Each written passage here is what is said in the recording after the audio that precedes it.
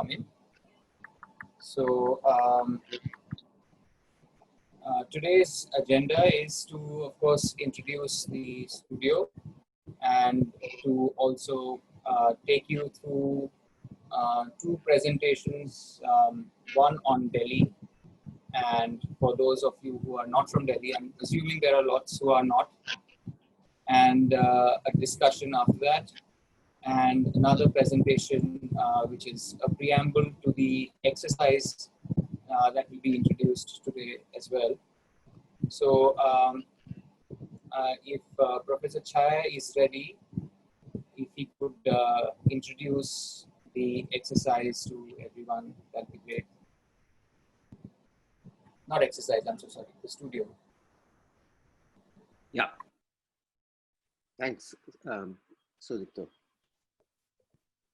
This studio started is part of the series of studios that Oshe will be doing over a period of time.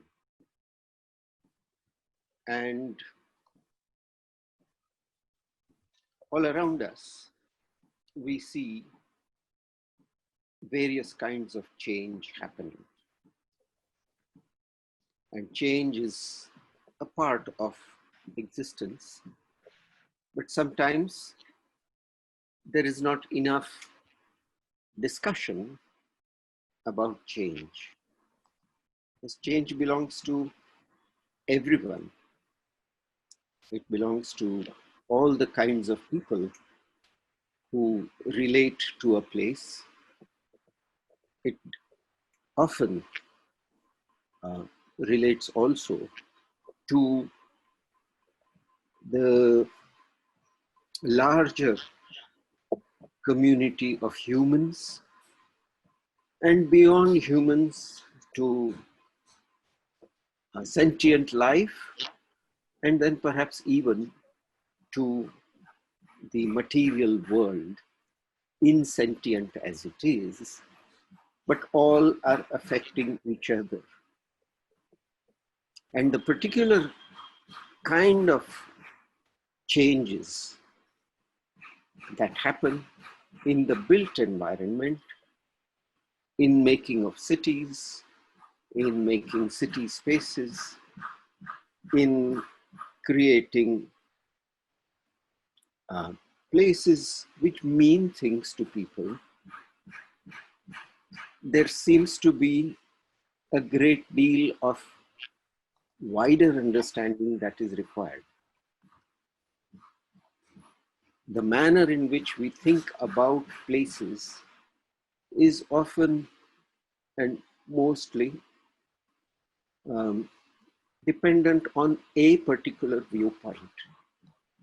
A viewpoint that is held by people who hold the wherewithal, either power, money, various kinds of ideological backgrounds, which allow them to take decisions.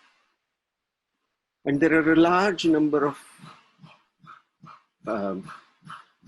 unheard voices. And really speaking, if we want to make a healthy city, a city that belongs to the larger humanity, which sits in a reasonably healthy relationship with life around it, either as animals or vegetation, which sits also in a kind of relationship to the very material existence on which it sits. If all this is to be done, then we will have to bring in many different imaginations into the making of anything that belongs to all of us. That imagination cannot come from one person.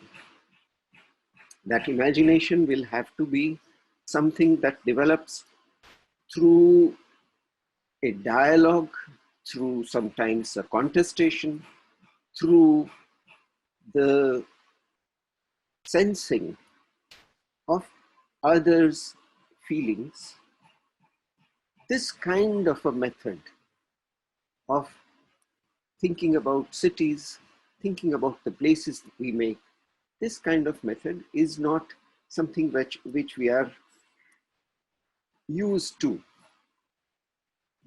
And the studio hopes that we will start thinking about our environments, thinking about the world in a way which is more in tune with the rest of reality.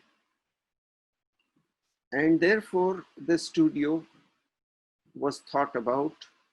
Naturally, it had to have a subject of inquiry. And the subject was readily available to hand. In the recent past, there have been a series of developments of design working on many Indian cities. And Delhi is the latest in the line of I won't say attack, but I would say of consideration, let's say. We'll remain very open-minded about this. And that particularly, the one symbolic space of Delhi, what it should be like is being proposed. And you have perhaps all seen the Central Vista project. The studio did not want to be mainly a studio which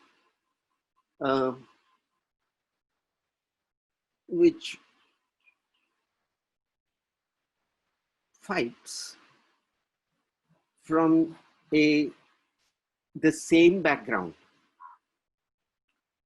That it does not want to say that we are capable of thinking about cities independently and without reference to anything else.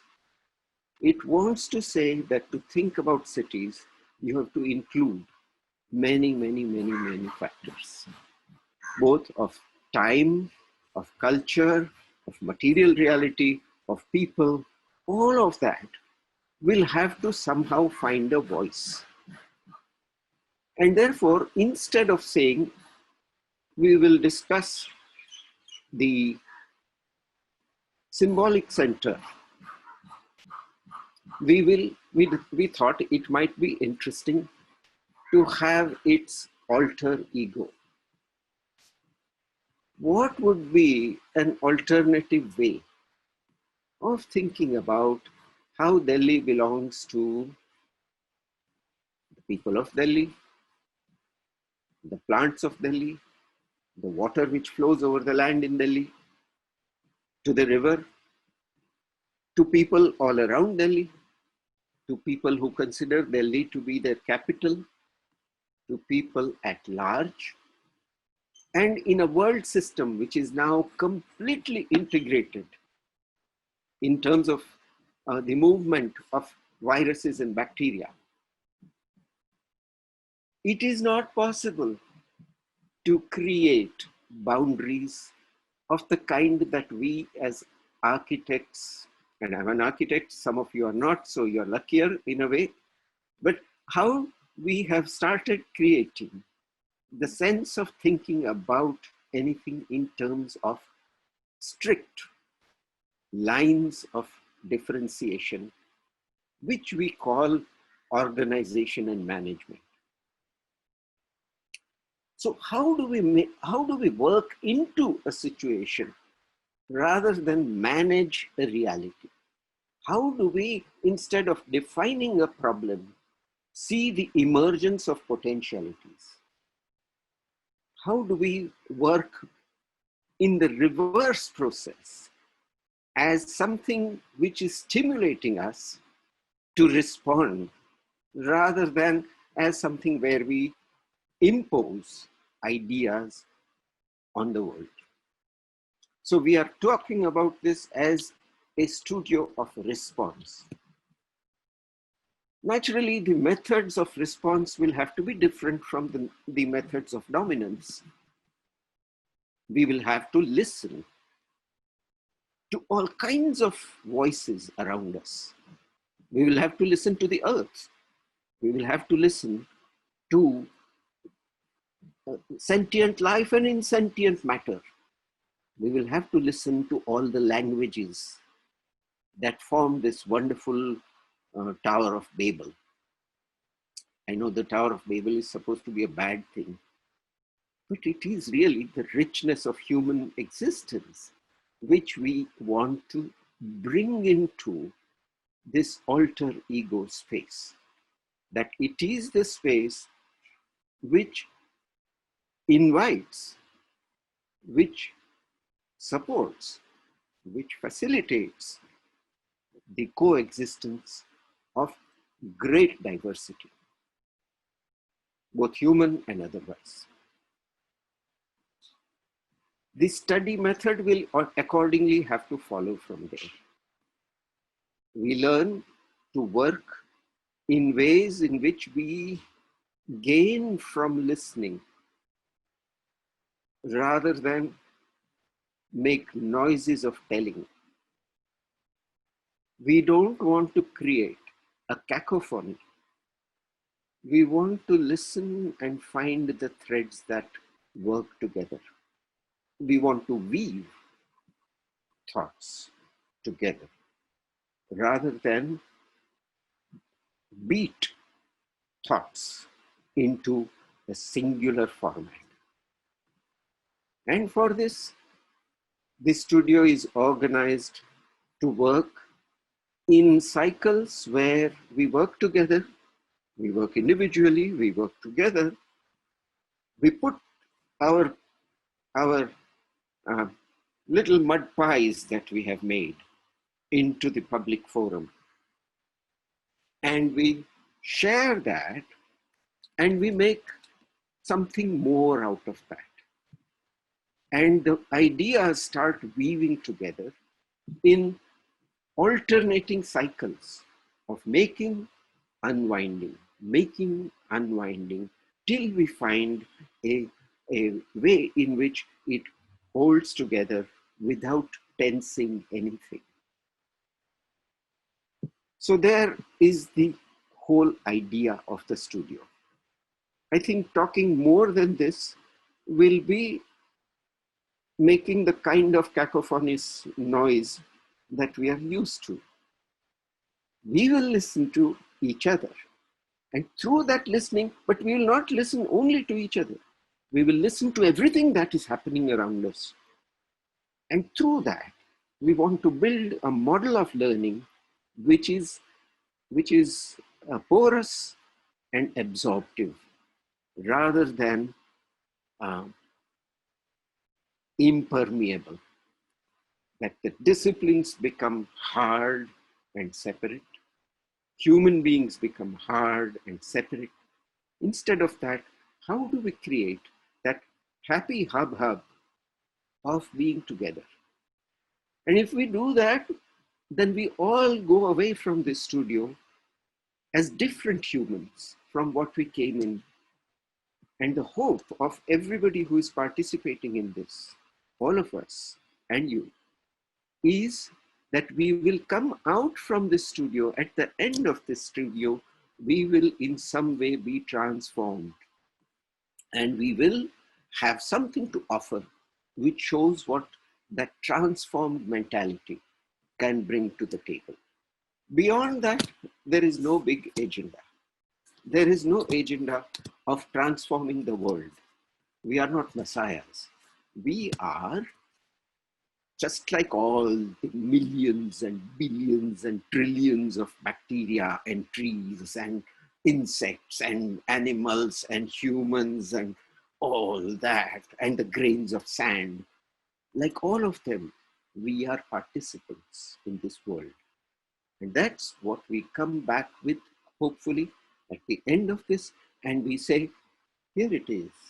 If we participate, something like this might be a possibility. And it is in the possibilities of imagination that the beginnings of change can have a health.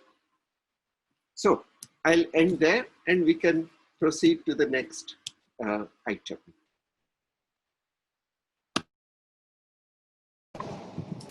Thanks so much.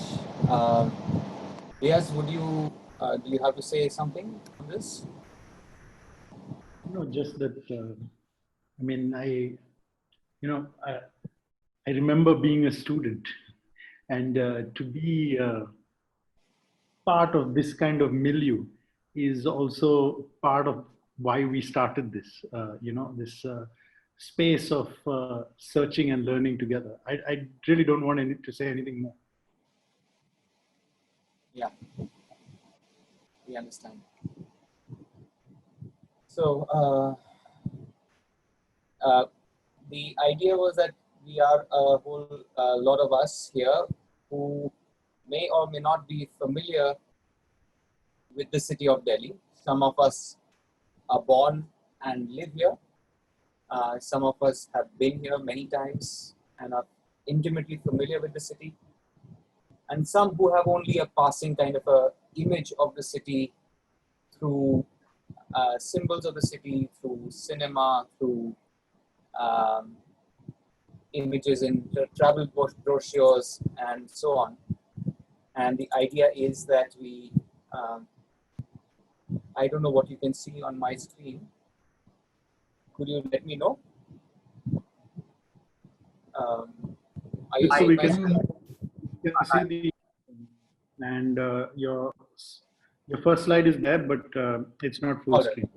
Okay, great. So at least it's not on some other screen. Okay. So so the idea is that we just take you through a little journey through the city and what it means to some of us, and we'll end with some personal experiences that each instructor could share about their sense of Delhi, or what they have thought of Delhi, or what they imagine of Delhi. So we will start with the geographical situation of India, and you can see that we are in a very special place, which is got sea on one side and the mountains on the other, completely cut off from the rest of the Sudipto, sorry to interrupt you. Sudipto, sorry to interrupt you. Your screen is showing in not in the slide format, not full screen. Oh, I'm sorry. Okay. Let's try. We are seeing the presenter's view. Okay. Okay. So I will end slideshow and start again with a different technique. F5.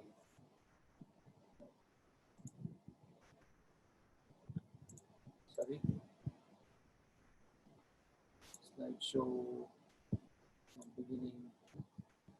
Is it still showing the presenter's view? Yes. Okay. All right. Okay. Anyway, we can. No, I will try and do this right.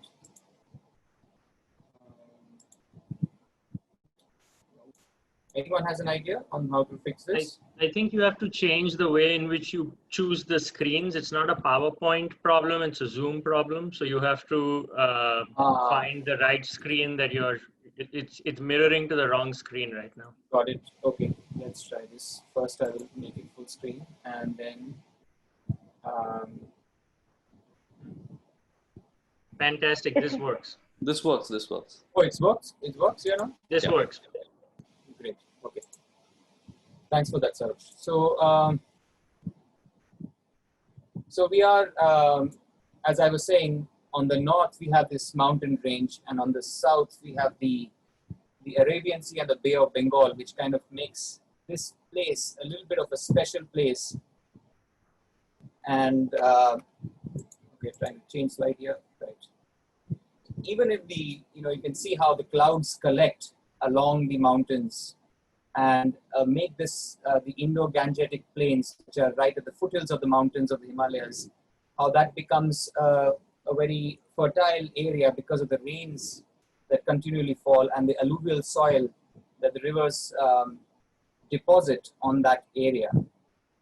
And so it becomes the kind of the Indo-Gangetic plains, or the Indus-Ganga plain, is the beginning of civilization in this whole area. So the Gangetic plains, and on the other side, the Indus River, which flows from north to south, and is the other thing. And then we have a kind of, and this is possibly an image which may not be particular to this area, but we have kind of the strata where there are two kinds of surfaces. One is an igneous, or a surface which is formed through the magma of the earth, and the other through the sedimentation of the rivers. And so you have two kinds of rocks, even kind of a granite, which is hard, and sandstone and marble, which is softer. And the kind of the idea of building with these two materials is also very interestingly brought about. The landscape around this area, the Aravalli Hills, which you could see in this area, you see the Aravalli range here, and I could probably just use a little bit of a marker. You see the Aravalli range there, which is the older mountain range, not as young as the Himalayas. And that is kind of creating this whole space from Rajasthan all the way to Delhi. And the Aravalli Hills have a special kind of a topography, a special landscape, which is dry, arid, and regions like that, but could also be very green at times. And it might have been greener in the past or in the future, we are not aware that it could be as green as that, with areas which have water. And the civilization, really, if you look at the map of the Indus Valley, which is 2600 BC to 1700 BC, was the area where there were a lot of settlements around this Aravalli, on the other side of the Aravalli, and the Indus River. And suddenly, we also find that this is a civilization is extremely advanced. It's got planning. It's got a way of living which seems to be harmonious, people living together. And this disappears in 1700 BC, and we do not have a clue of where the next kind of settlement, which is happening in Hastinapur, which comes to us from texts like Mahabharata or the Puranas or even the Ramayana, have texts of this, the next settlement, which is really 450 BC. So there is a big gap between this civilization and the next. And of course, Delhi is part of the next, which is closer to Hastinapur, is present-day Meerut in Uttar Pradesh, while Delhi is a city in the same kingdom of Indraprastha. So here we have an image of Hastinapur as described in the Mahabharata, as where Balaram, who's one of the mythological characters, the brother of Krishna, is pulling the city towards the river Ganges. And he's able to do that because of his immense strength. The other interesting thing is the trade routes that connected this peninsula from the rest of the world, and of course the sea routes as well. And you see that there is this trade route which is from all the way from present-day Pakistan to Bengal, which was then further kind of institutionalized by Sher Shah Suri as the Grand Trunk Road, which becomes the way of movement in this space. And Delhi becomes one point on that Grand Trunk Road. So we have settlements, nomadic settlements of different kinds, people walking across this terrain, settling some places, moving on.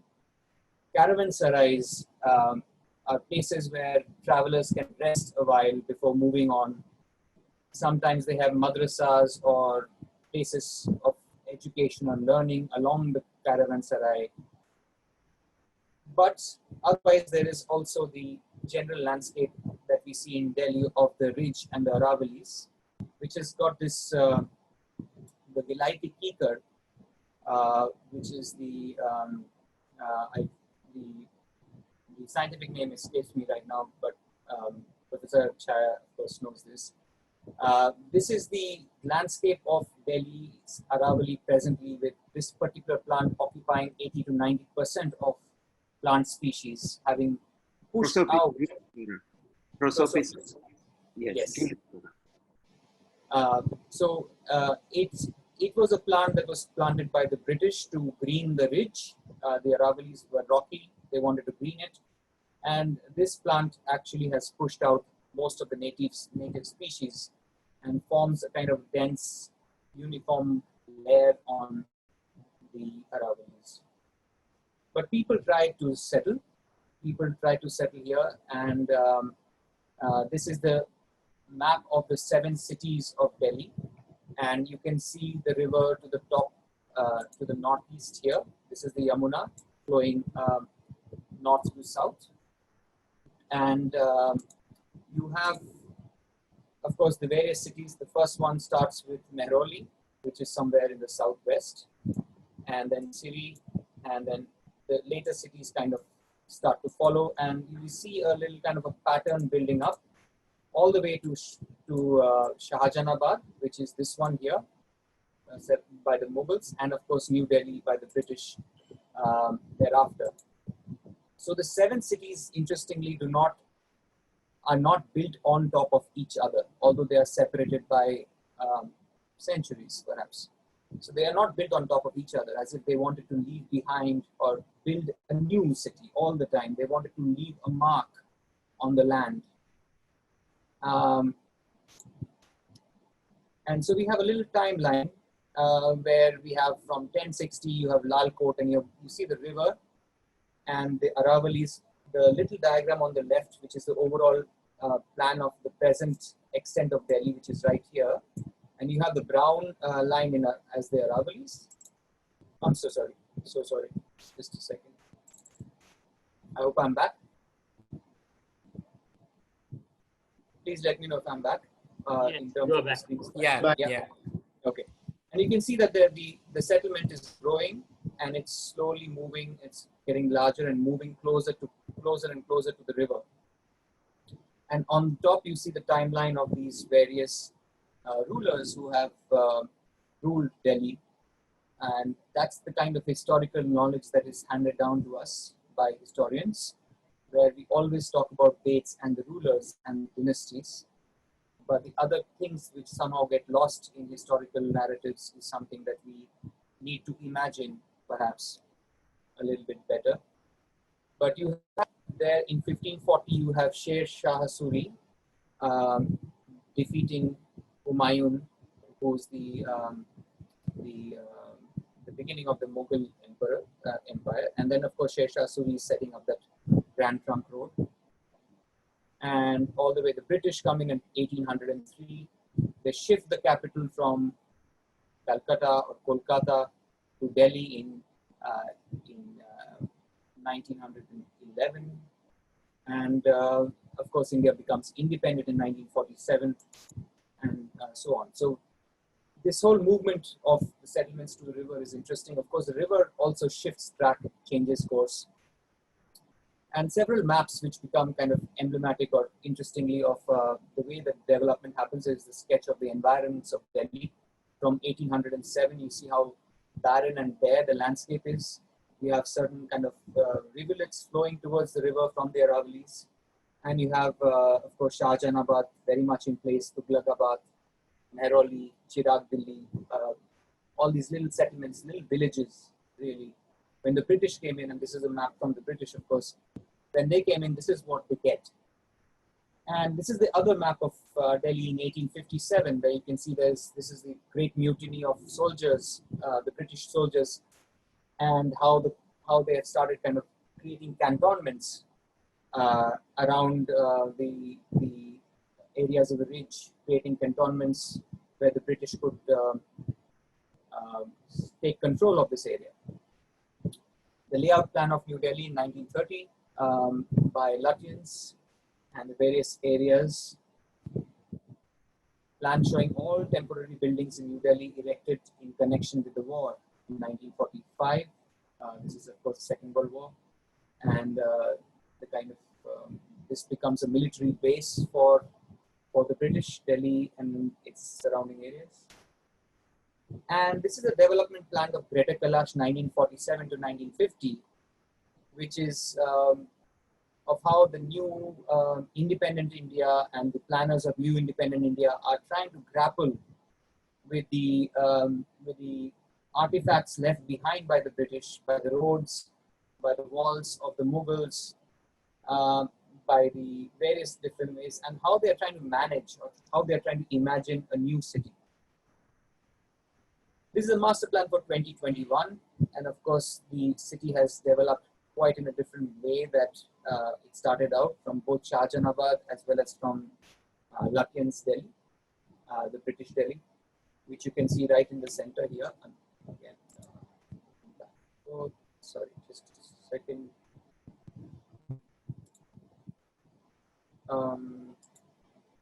Yeah, I don't know if you can see my cursor, but it's this little place here. Anyway, I will just move on. And then the growth of Delhi and the built up area and how it's kind of increasing in built up area through the years. 1977 on the top left corner, and you can see Delhi has got surrounding urban areas which were again largely agrarian at this time, largely under farming, and slowly that's kind of growing and growing. And the Delhi becomes, of course, the national capital region, which involves all of these zones now to become a large agglomeration of urban densities. And now, of course, you have this, the whole idea of Delhi and the national capital region as something to be sold and bought.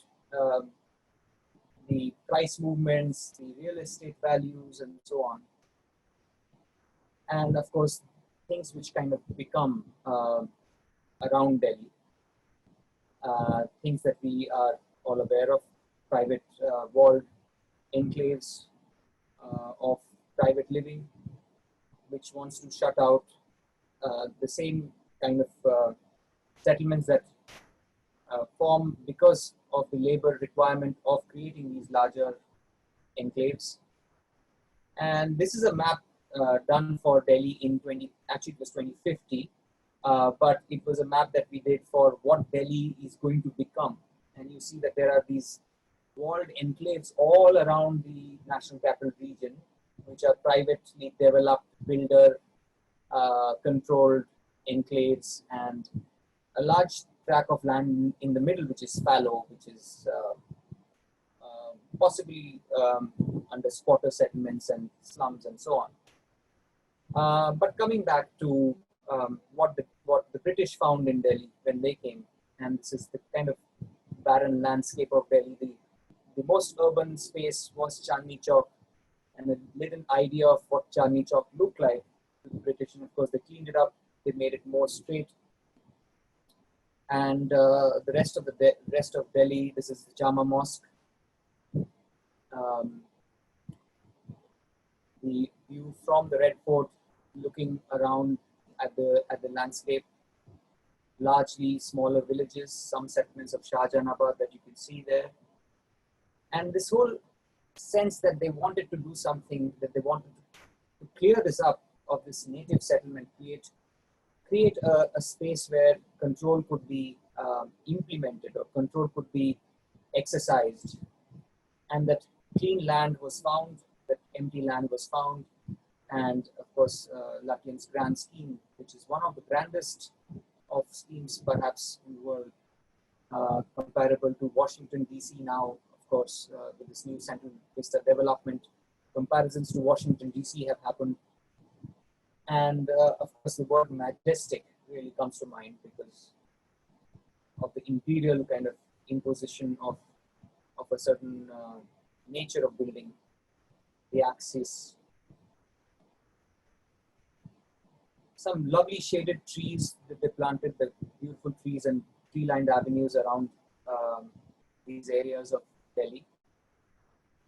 But of course, an immense sense of control and regimen, which was appropriated by the post-independent government to display its might, to display its military might, to bring about a sense of um, nationalistic pride, to bring about a sense of, to show the world that we are equally mighty and we are a growing and emerging nation. And that sense of control, of course, carries forth when you have this straight line geometry into the gardens and into even how people assemble, how art is made, even a small flower organization on the occasion of the New Year is made in a manner that befits the straight line regularity of this area. People regulate themselves in a zone like this. They will also, even the president himself will stand a little upright when he comes back home.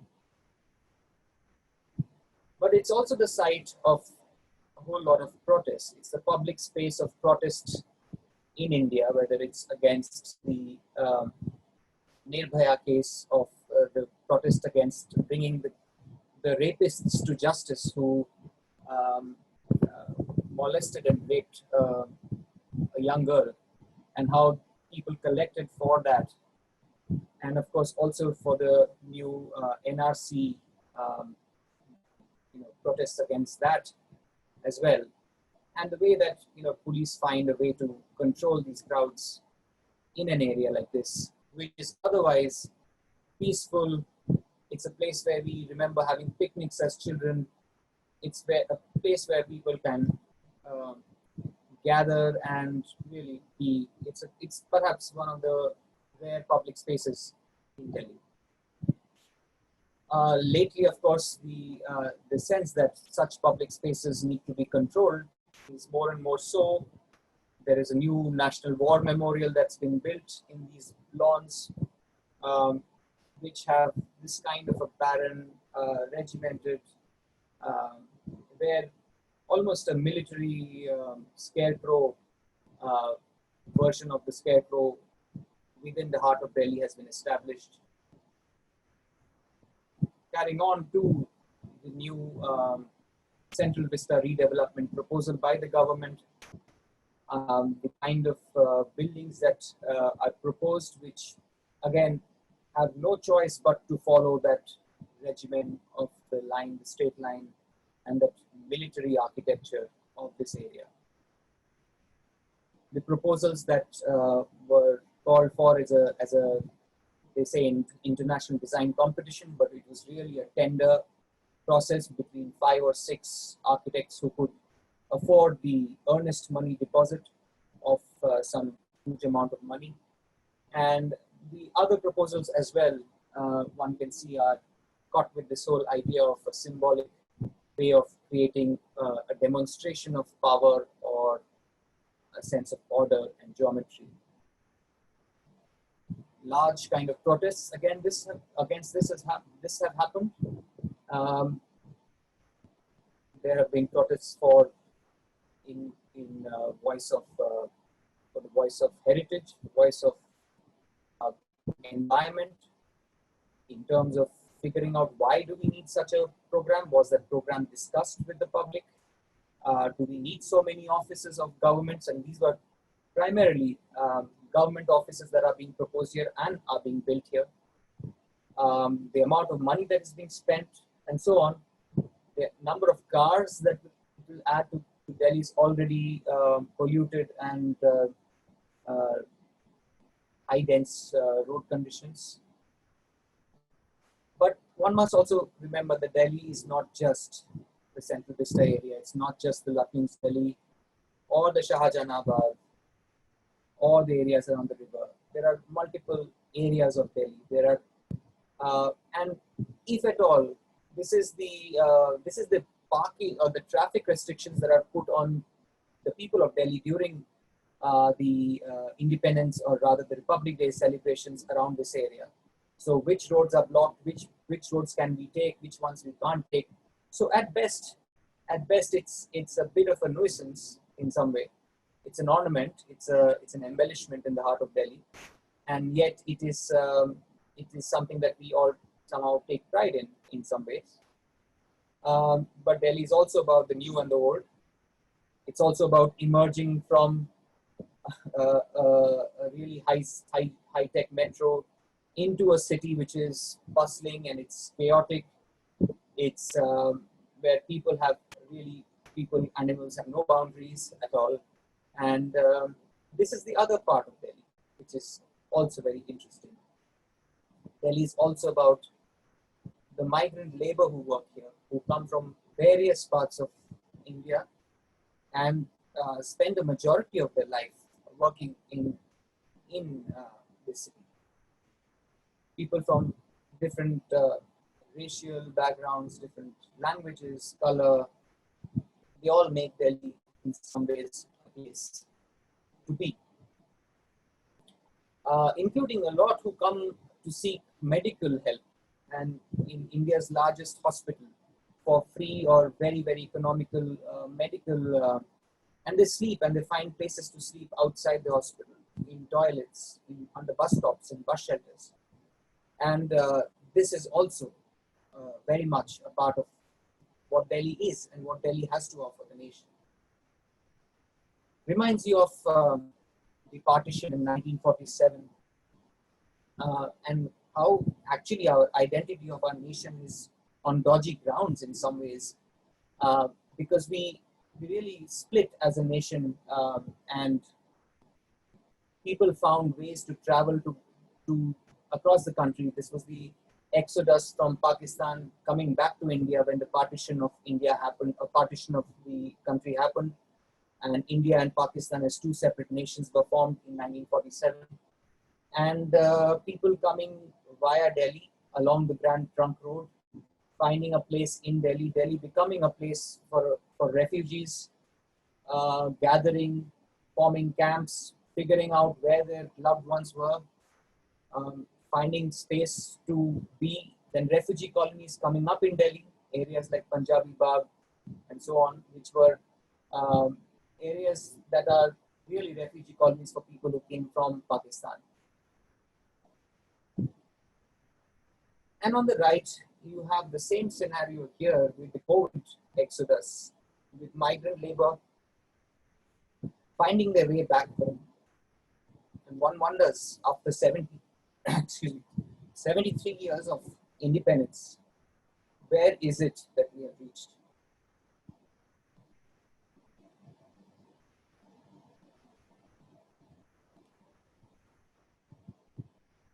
This map shows the water, the rivulets that come from the Aravalli and the kind of natural hydrological state of flowing into the river, and how that has been blocked with the development of Delhi, how those have become really nalas or drains, stormwater drains. They've become regimented again. They've become organized, and when organization happens, along with it comes neglect. Along with it comes a way of dealing with water that is not sustainable, that does not maintain itself. And several proposals by architects and landscape designers and urban designers to say, what can we do to beautify these places? And whether these schemes or these imaginations are at all workable is something that we keep questioning after 73 years of independence in this country. Whereas the water, the way that it was collected and places that it settled in Delhi are easily found still. There are these white dots which you see are water structures, which are places where boulis or step wells happen, where people found water when they needed it. And these kind of became also cultural and social spaces. As against now, when we really find water to be a scarcity during summer months, and people are really looking at water as something of a rare resource. But water is again found in the lawns of the Central Vista, and it's a public space and a reminder of what kind of a public space it used to be, or it has been. And the water during the sweltering heat of summers is extremely important to the landscape of Delhi, to the weather of Delhi, to the microclimate of Delhi. You can see the mirage on the streets of Delhi. This is our memory of Delhi during summers. This is what we see. We look for water on the roads, but it's actually just the mirage of the heat.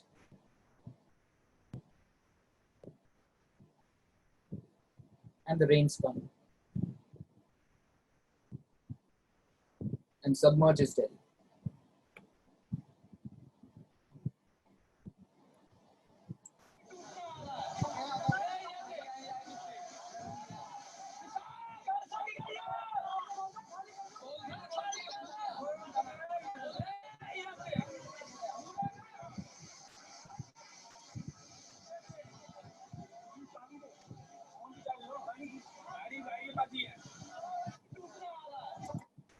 And that's what happens. The river gets inundated during monsoons. The monsoons come and the city is flooded. Hinterlands, areas outside of Delhi, the industrial areas. And in some ways, India is again united in its crisis in floods and how we deal with floods. But we're also united by other things. Birds, species of birds which come, migratory birds, birds which are found in other parts of India, which you recognize as the sparrow, the myna, the great Indian hornbill, trades, different crafts of people who pass through Delhi, leaving those crafts behind, changing the landscape of the markets, food, street food of Delhi, and how it changes over time. Some traditional flavors remain, but some new added flavors get introduced. Films and how they kind of, in fact, map the entire geography of the region of Delhi, actually. Of each part of Delhi is mapped in films, and people in the country have kind of have a sense of Delhi through films, through movies. And there is a special thing about Delhi. There's a certain culture that people kind of have come to associate Delhi with. Maybe because of the mass culture, maybe because of the movies, the poetry, the language. I know in college I suddenly found myself labeled as the most foul-mouthed guy on campus because I came from Delhi. And Delhi people were known to have perhaps a brash sense of humor, a little bit of aggressiveness, but also a lot of love, culture, poetry, Urdu poetry. And there is, of course, Ghalib. It's Ghalib's Delhi. And different poets, Urdu poets, recent poets, poets who have sung in protest and whose words have been taken up by people like Roger Waters of Pink Floyd, musicians of Delhi. The Delhi Gharana of musicians is famous. New bands like Indian Ocean, the markets of Delhi. Some other images, and I'm just going to go through these images in a bit without saying much. These are noble paintings of spaces around Delhi with birds, animals, flowers, certain imaginations. Thanks to Bus Ride Studio here, we have the pollution of Delhi and how that pollution becomes a space for performances and becomes a backdrop for performances. Large, giant landfill sites, a couple of them around Delhi.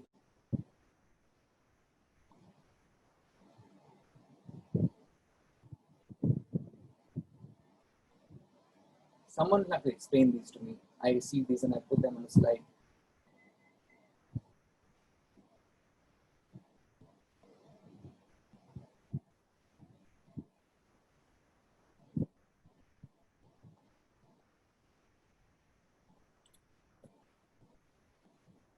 It's the political heart of India. And of course, there's a lot of political activity. a lot of families spend evenings watching political news. We have also the student life, campus of Delhi's students' unions, Delhi University. And I'll leave you with this slide. And I think we can open up this forum to the other people, and I would like to know their imaginations of Delhi, what they think of Delhi. What are the immediate kind of memories of Delhi? It'll be nice to have a conversation on this, I think.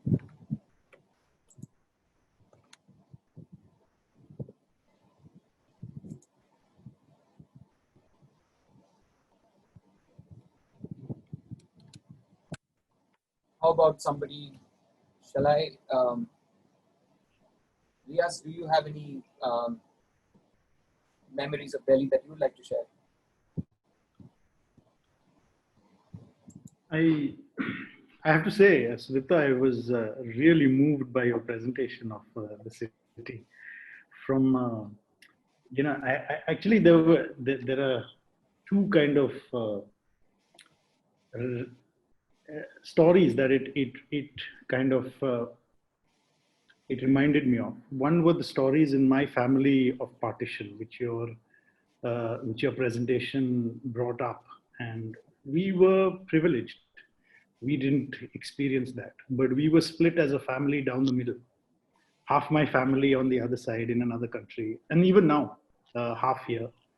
And that emotion is, I never experienced it, but I feel when I see photographs like that, I don't know how to process the emotion. So that's why I found it interesting. Strangely, this morning I sent an email to a French friend of mine whose grandfather was Durga Khote's son, who was stationed as an airport chief in Karachi at the age of 19, to see, to kind of make sure that the exodus for those who could afford a flight in those days happened. And I remember when we were 16, 17, and he used to tell us these stories. What he used to talk about was in all those 2 years that he was there, not once was he offered a bribe. I don't know. These were the kind of stories we grew up with of that time, and so there's a lot of that emotion that comes when I see images like that, not really knowing what it means. The other side is that I felt, when you showed the food of Delhi, that was much more comforting and much more immediate, and something that I relate to, because if you were living and growing up in Bombay as I was, Delhi Darbar was what you knew of Delhi first. It's there at Kolaba, and you would go there for dinner as a family when you wanted to eat Mughalai food. And then everybody told you that the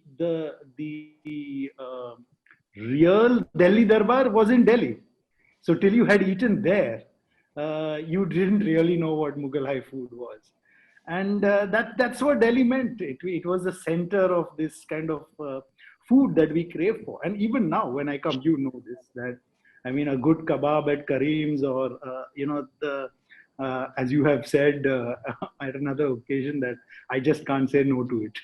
So these are the kind of things that your presentation kind of evoked in me, and I know it as an architect, as this diagram, which one can study with such, and one can have an appreciation for that line as well, which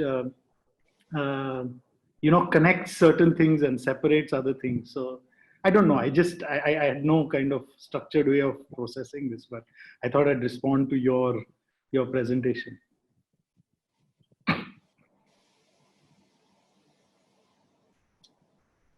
We thought we'll do a little round here. So if anyone else, before we move on to the next set of presentations, anyone else would like to say something about their experiences or their very particular memories of what makes Delhi what it is?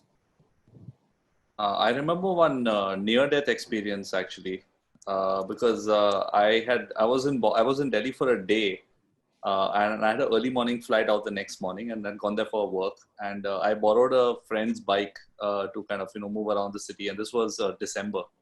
So obviously you come from Bombay, so wearing a t-shirt and jeans, and then you kind of assume that the whole of India is the same climate, right?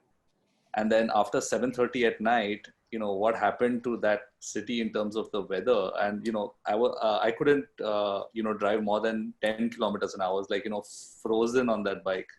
And because the kind of scenes you see, I mean, you also realize your privilege in the sense that you got to get somewhere, and then the cold is over.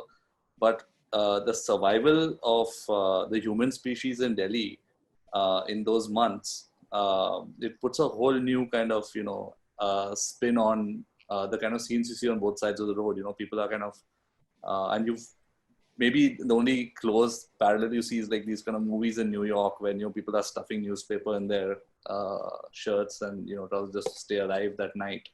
So yeah, it's brutal. I mean, I saw this crazy side of Delhi that one night, which was like, and the worst part is you're not just seeing it, you're also feeling it. Like you're feeling this bone chill, which I'd never felt before, anywhere else before or after. Interesting you say that, Ayaz. The only time I've been afraid on a motorcycle is in Delhi. I have an uncle who wears binoculars as spectacles and drives with only a full throttle. He can't see anything. That's how it is. Ayaz has had a lot of near-death experiences in Delhi. Yeah. He's almost chopped off his thumb also. Yeah.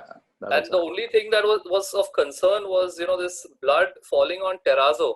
And it shouldn't soak the terrazzo. So he's telling him, dholo, jaldi dholo, jaldi dholo.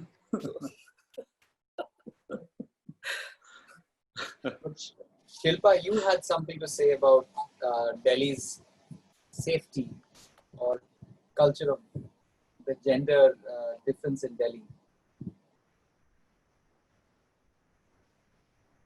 And that's what I think. You're on mute. You're on mute. Yeah. Sorry. Yeah. Okay. Yeah. So one of the things that unfortunately in the last few years has become like the image is this connection of women and violence in the city, and particularly after the Nirbhaya rape case, it's become like it's brought to the foreground the specter of violence which looms around women, and it's mainstream that they talk about violence and women very much, which is a positive thing because we all talk with us on college campuses or in the media. We are talking about it and bringing it centrally to our discussions. However, what happens in this thing is that the whole discussion about women in public space becomes centered around violence against women. And I think if we can, because it contradicts two facts, which is that actually more women experience violence in their private spaces from people known to them than they do in public spaces. And the second thing is more men experience violence in public space than women do. So it's because it's this whole association of women and sexual violence and this whole relationship of this idea of respectability and the loss of honor, which is why this kind of violence against women becomes so central to the whole thing. And what it does is that it takes away from like the whole the thing is that the focus becomes on protecting women and ineffectively kind of controlling them, which is women are controlled then by themselves, because you constantly there's this thing about being a good woman versus a bad woman, and a good woman is always you have to constantly kind of appear to be a good woman. So you're policing yourself when you're in public space, and you're also being policed by families and state. So I think we need to move beyond this discussion of violence and women to the discussion of women being able to access public space for pleasure, and the right to pleasure obviously includes the right against violence. But I think we need to broaden the discussion beyond violence, against women. So is it because Delhi has become like this rape capital of the country, and every moment you have women and Delhi, and you don't think about violence. So I think we need to move beyond that in a way. Hey, I have a memory that I can talk about actually. I mean, a nice one and not jokey and all. So So there's this, there's an interest. I've done a studio for masters basically, and that actually got me to Delhi in a proper way. Otherwise, it's pretty much, kind of been a harrowing experience. In your youth using, public transport in Delhi and all. If you, kind of before the metro, it was pretty harrowing. So the whole idea of like kind of, being out and walking around Delhi, that was the first time I actually did it during this master studio. And it was in kind of along with the Aga Khan Trust for Culture, and they were kind of located in Nizamuddin Basti. It was quite kind of interesting. We did a little bit of a mapping of that whole area, and what you realize is that kind of the Nizamuddin, the tomb, basically, there is a certain sense of that, this thing called Valaya, which is that you want to be close to the kind of spiritual source, and that entire kind of precinct started making sense after the mapping, because all those tombs actually just seem to crop up randomly, right? Like Delhi, Hauz Khas and all these places, you're just kind of moving around a kind of, normal city, which you would say. And then you suddenly come about, a beautiful ASI, kind of monument, cleaned up garden, and it looks completely absurd and random, in most of these places. And that landscape actually started making sense after you draw that one map, which is basically Nizamuddin, Hazrat Nizamuddin right at the center, and this entire landscape of tombs kind of around him. They just wanted to be around, and including Humayun, who wanted to be buried basically like, kind of in proximity to him. So this whole kind of that stately, kind of political, that whole kind of narrative of Delhi just fell, kind of flat at that point. It's basically like this guy, like whoever emperor, wanted to be buried there, and he had to nudge himself in, and it looks like he's nudged himself in with a massive garden, but he really tried to kind of be as close as possible at that point to Nizamuddin. So that's like, I'll send you all the map. Actually, I'll share the map that I made at that point, so that'll be fun to look at. So, do you suggest we move on to the next set of presentations and then we to the exercise? So there's one more story of Delhi. Can I share it? Please, everyone. Yeah, it's not my story actually, but it's a story which I really relate to Delhi in a way. So it's like coming from Delhi, coming from Bombay, which is known as the city of dreams. Like Delhi is kind of the city of myths for me, and these are not just myths from the past, but very much myths of the present, which is, and I think many of you might know this story now, but it's about 2 kilometers from the from the governor's, from the president's this thing, which is the Rashtrapati Bhavan. 2 kilometers as the crow flies lies Malcha Mahal, which was for more than 3 decades now. It was known as the home to the royal family of Oudh, the last descendants of an exalted Shia lineage. And the Begum of Oudh had shown up at Delhi railway station in the early 1970s, and she had kind of established herself in the VIP living room with her 2 children, a son and a daughter, a whole range of kind of uniform bearers and like hunting dogs. And she was there for like almost till 1984 when the government, and she was basically petitioning to being recognized for the title of the Nawab of Oudh. And till 1984 when the government kind of acknowledged it, and they were given Malcha Mahal, which was already a detailed mahal in the middle of this kind of bramble. She kind of, there were politicians and journalists quoting her, and she used to give interviews to foreign things and publications and all. And then suddenly, once she got that, she completely disappeared from public view. And they were known as this very reclusive family, and all kinds of stories kind of grew around them. There were people who thought that they lived there from like the 1850s, and after the mutiny, and then the jungle grew around them. There were people who said that they were the family of jinns, from this thing. And it was so when I first came across this story about a decade ago, it really captured my imagination, because like who are these mysterious kind of threesome who had they disappeared to live a reclusive life of penury in a abandoned lodge after like a decade in a very public space in Mumbai, in Delhi, in this kind of railway station waiting room. And then they had all these interviews and all that. So the romance was really kind of hard to dismiss. It was like last year in 2019 that the journalists kind of brought out the truth behind the story and revealed that the whole thing was completely fabricated. So the Begum was the widowed wife of a bureaucrat who was looking to secure a future for her and her children. And relatives were discovered who laid out the whole mundane machination behind the fabrication. So it was the story of an ordinary woman with this extraordinary imagination who managed to convince people like right up to the top of the government who had to acknowledge her thing. And she died a few years after they got the Malcha Mahal, and the son died in 2017, just like after his sister died. And I mean, their kind of tombs of like his tomb is unnamed in like a mass of hundreds of tombs, and we don't even know what happened to the mother and the daughter's remains in a way. So it's a story for me of many things. It's a story of treachery and tragedy, of vanity and grandeur, of the stubborn doggedness to rise from the ashes in a sense, and then draw back the veil again. To kind of get into the mystery. And it's also a story of our ability to believe, something apart from our ordinary lives, however incongruous it might be in a sense. And in all the story, it's also the story of Delhi, which is the story of nested cities in themselves, of a city of many secrets. It's a city that rises again. Oh.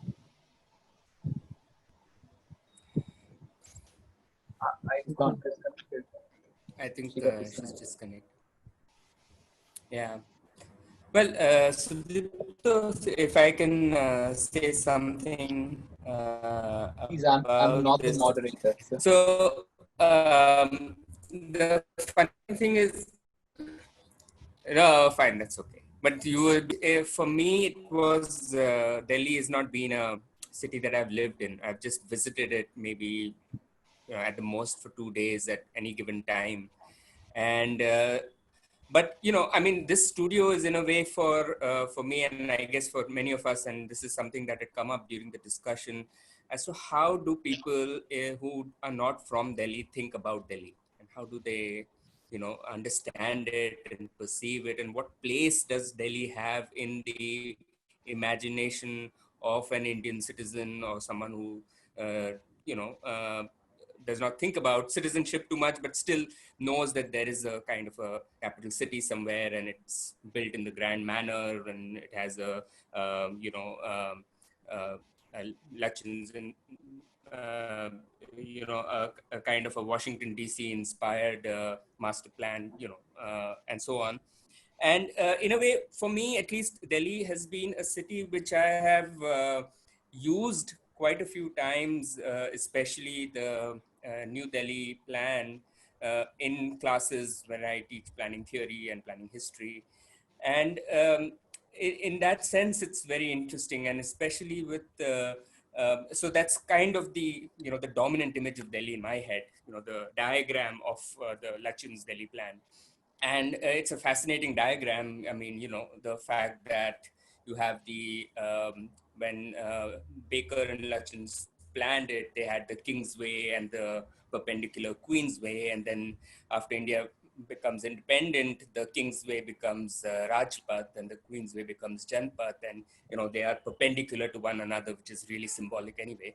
And I mean, there was one particular quote coming from Herbert Baker, which is really interesting. When he wrote a letter to Lutyens, I'll just read 2 or 3 sentences. He writes, "It is really a great event in the history of the world and of architecture, the New Delhi plan, that rulers should have the strength and the sense to do the right thing. It would only be possible under a despotism. Someday, perhaps, democracies will follow. It must not be Indian, nor English, nor Roman, but it must be imperial." And this, he is talking about New Delhi. "In 2000 years, that there must be an imperial Lutyens tradition in Indian architecture. Hurrah for despotism." So, I mean, the point of the quote being that New Delhi is only going to be possible because there is despotism. If there was a democracy, obviously, that New Delhi capital in that manner would not be built.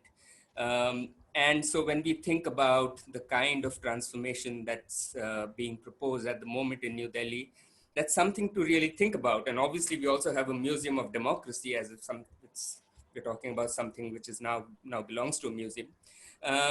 So, I mean, these are some of the things which might be interesting in the studio for students to bring in, especially students who are not from Delhi. How do they think about Delhi from other places in the country, even from places outside the country? And what is a capital city, and what is the Indian capital city at this point in its history? And those ideas and those images and those suggestions would be very interesting to deal with as a alter ego to the current imagination. Hussain, I was actually about to speak before you. Now that you have really raised the bar, as a Tamilian, I need to speak because it's a really different image of Delhi, what we have there, and of Hindi, and of languages of another mosaic of what we call as India in that sense. And I mean, that's one of the reasons why I have a special affinity towards Urdu, because of this reason. I think a lot of people understand that the Tamils have an issue with Hindi per se, because one was imposed when it was made the national language, but also most of the Deccan part of the Madras presidency spoke Urdu. They didn't speak Hindi. It was mostly the UP which spoke Hindi, and that was seen as an act of terror in some sense as well. There is a language which is more popular, and you're cutting it for something which is political, where you're playing your own game. So there is a geographical split anyway. So we are talking about from Chennai to Delhi. It's from, so people who are, just to imagine this, it's from Rome all the way to Copenhagen in that sense.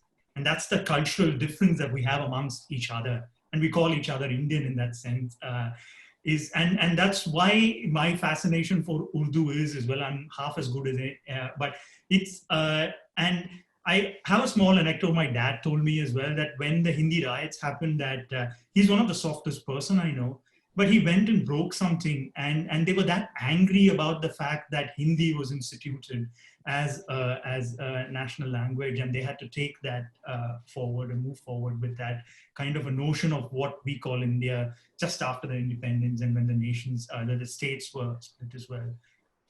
I always wanted to go to Delhi as a kid, and apparently I have been, when I was 2 years old, I have no memory of it. The next time I went, I had a very interesting experience, and I would say that it's the most Indian of experiences I've had. The ingenuity behind that experience is wonderful. So I took a bus from Ahmedabad. I was going into Delhi, and just in the outskirts of Delhi, right before we entered, we stopped for chai. So I got down and stretching my arms and all that was happening. And there was a guy with a potla, the bag there. And he had a beautiful 6-foot cobra snaked around him. And I love snakes. So I went up to him and he started chatting with me and this and that. And he's like, do you want a pet? And I, no way, I like her. I just want to look at her. Whatever. So he said that Naga Baba aapko ashirwad dega. He will, I mean, people who don't understand Hindi, like, the snake god will take care of you. He'll give you his blessings. And so I was completely enthralled by this. And he's like, why don't you give me 5 rupees and I'll bless it and you'll get 50 rupees back. I said, okay, why not? Naga Baba is there. And I gave 5 rupees and he put it in the snake's mouth and did something and gave my 5 rupees back. He's like, now you have good luck. You'll get 50 rupees out. I said, yeah, well, good. And then we were chatting and all that. And finally, it got to a point. He's like, actually, you know what? You look like a good guy. Give me 100 rupees. It'll become 1,000 rupees. I said, okay, chalo. I gave him 100 rupees. He put it in the snake's mouth, tapped it. He, kha gayi. She ate it. And it was, and at that point, I knew that it was a show that I paid for. I could have been in the opera house somewhere. This is culture playing out for you. And it was superb. And at that point, I realized, you know what? Ye 5 rupees bhi rakh le yaar tu. You keep this 5 rupees also. You deserve it. And that is, it's so ingenious the way it played out, and the premise of what a market is. That was a contractual relation for me. How he lured me into that entertainment, played it out for me, and then I had to pay for it. And that's what you do in a bazaar. that the whole, and that is something I'm very fond of, that experience and of Delhi as a complete outsider. Thank you, Vignesh.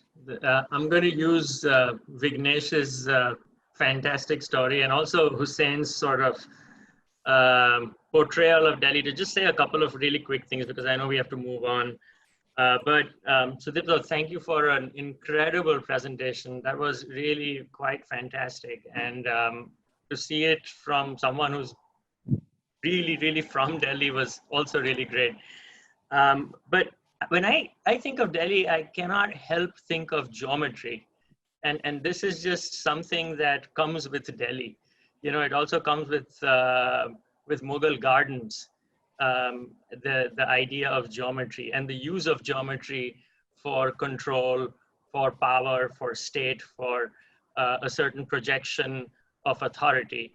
And you really see that in Sudipto's presentation.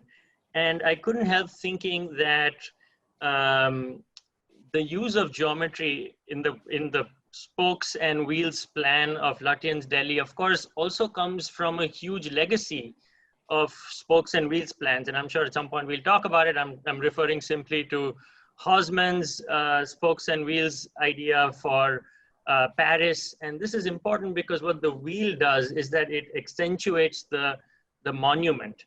And what the line does is that it creates the perspective that further exaggerates the monument.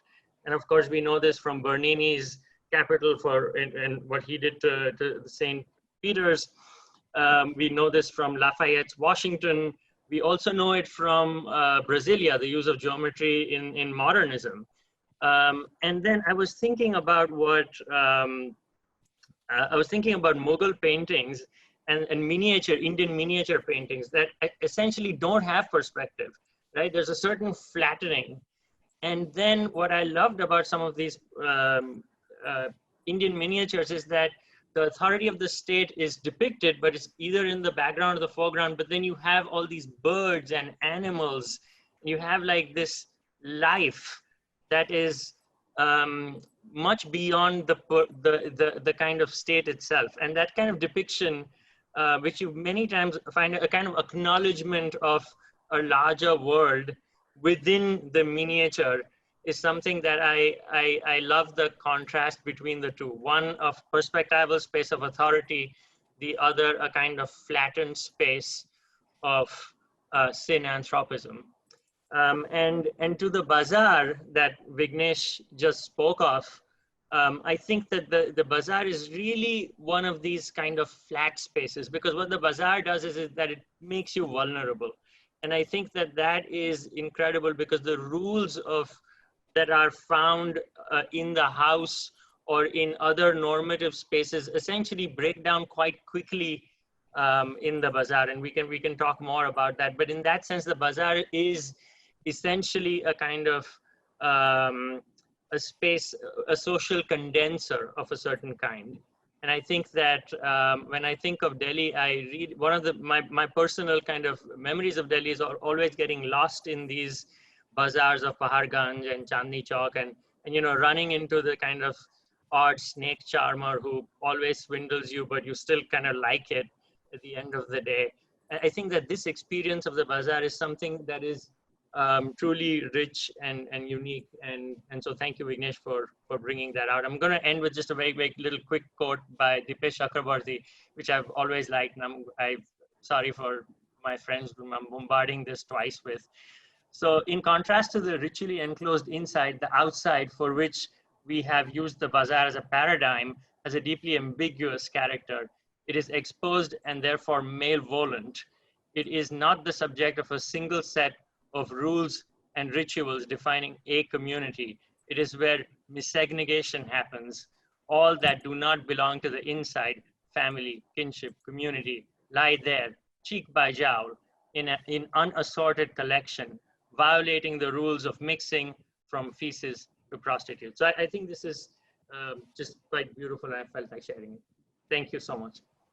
Yeah, since Sarosh has brought up geometry, I feel like sharing. I wasn't going to speak, but now he's provoked.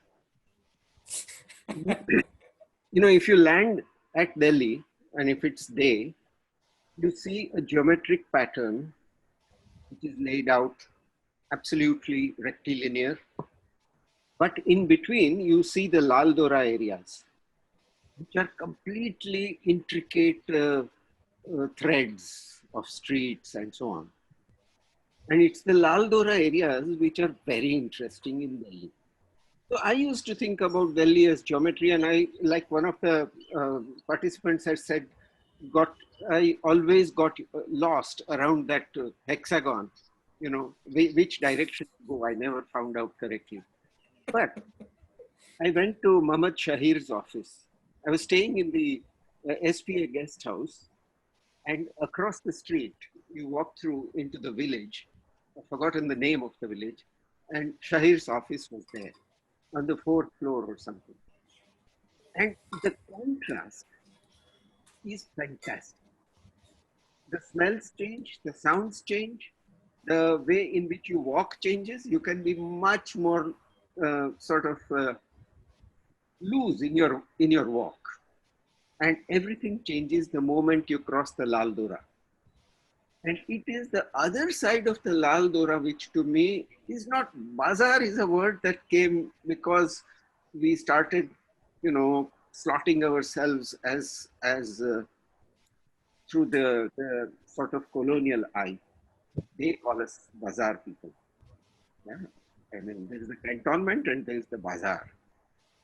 But that is really Delhi.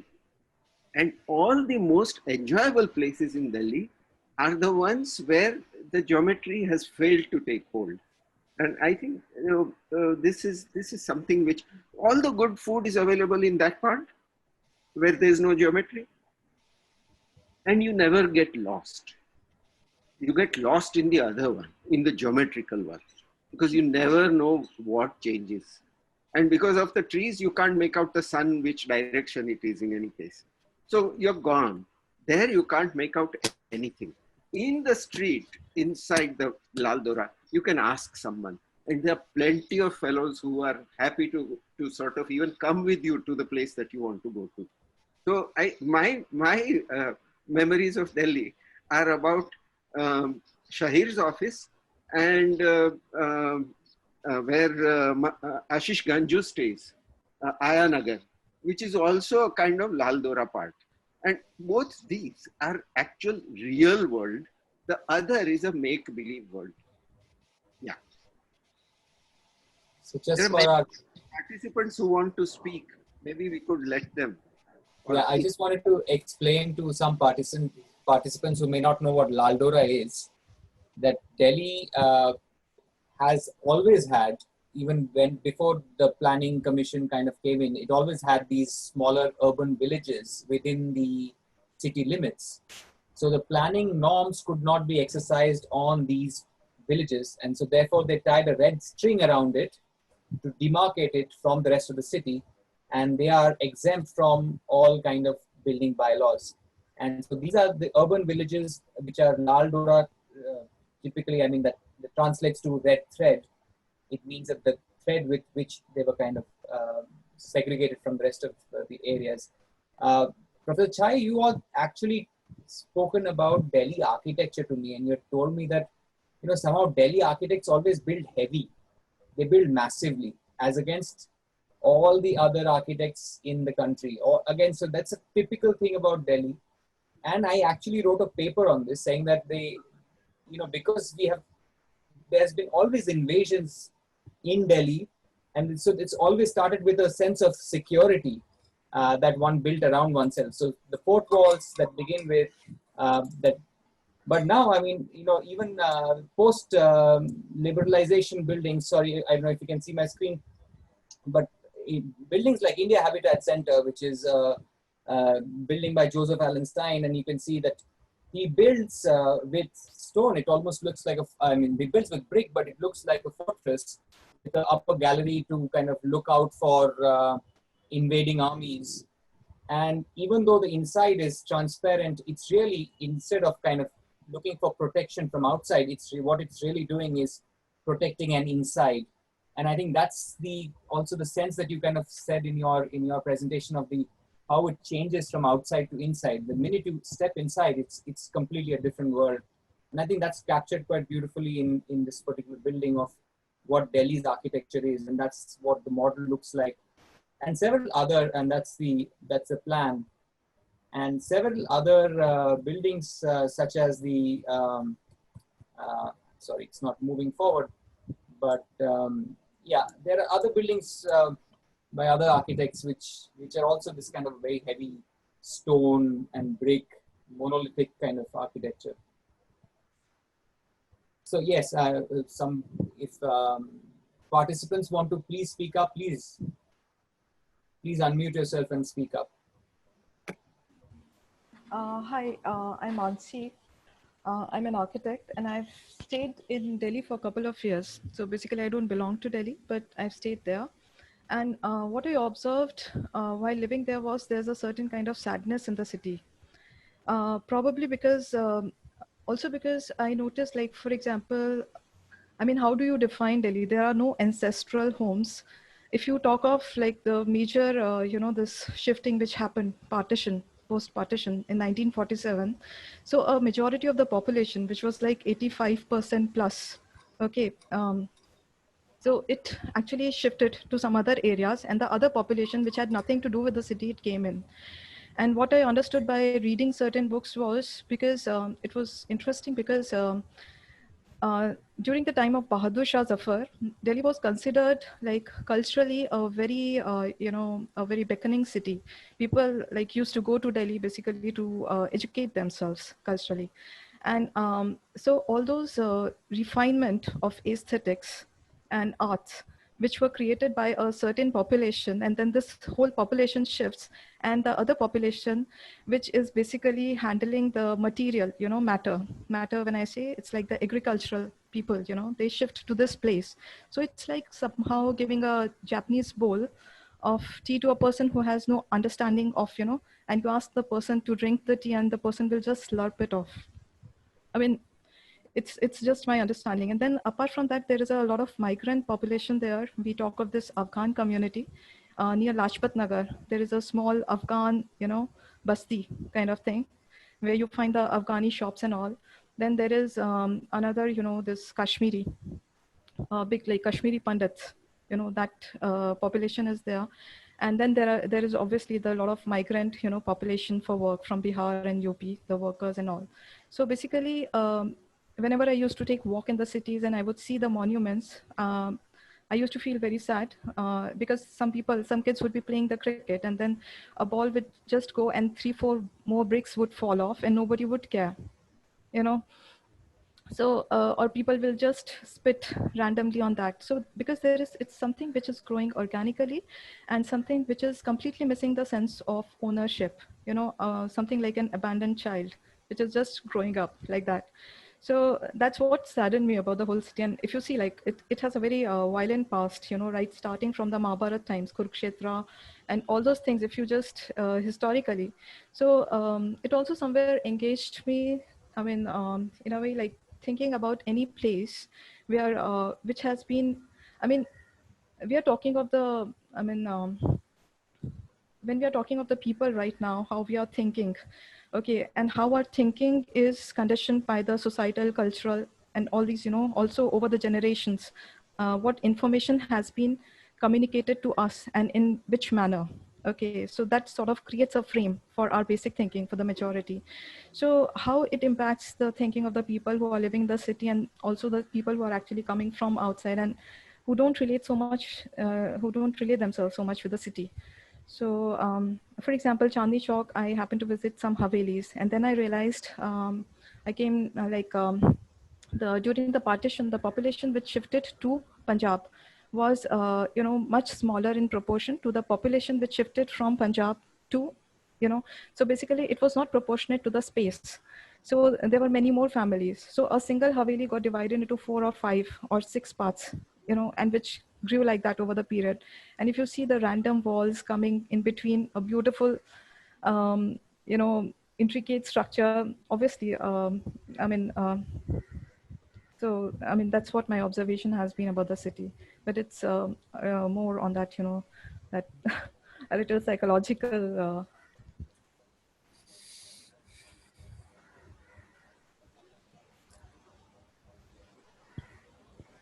Yeah, I'm Priya here. I would like to add something out here. So Delhi has a very different perception for men and women, and at which point of your life you are in Delhi. So if you're in Delhi as a student, or if you're in Delhi as when you're at your work age, or when you're at your childhood, it has a completely different perception. I have studied there in Delhi for 2 years and I've spent good amount of my youth time there, and that's where it has beautiful memories. But in that sense, there are so many parts of Delhi which you could never access after 6 p.m., 7 p.m. And I was born and brought up in Bombay, where I could return back from JJ at the last train in the night. So in that sense, Delhi has a lot of constraints in that sense, and if you're not from Delhi, you don't feel that the place has a lot of place making, in the sense of all the Golchakkars used to look the same. In terms of those landmarks, there are those huge landmarks, but which are imposing on the human person. So it's not humane. Delhi is not humane. Delhi is imposing. So it's not as humane as Bombay or as humane as Bangalore, I would say. Yeah, that's my perception. Can I say something?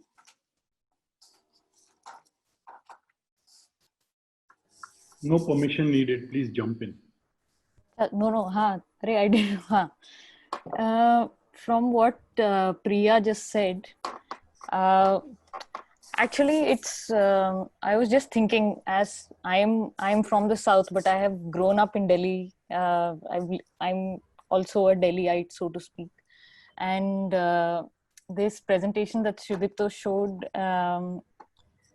all made me miss Delhi a lot. Like Riyaz was saying, I can it evoked a lot of emotions, and I'm really glad that this Ghazipur landfill you showed, because one of my cousins from Chennai, he got his daughter for her holidays, and they were learning about the Aravalis, the Yamuna, the different mountain ranges, and she thought this Ghazipur landfill was the Aravali range.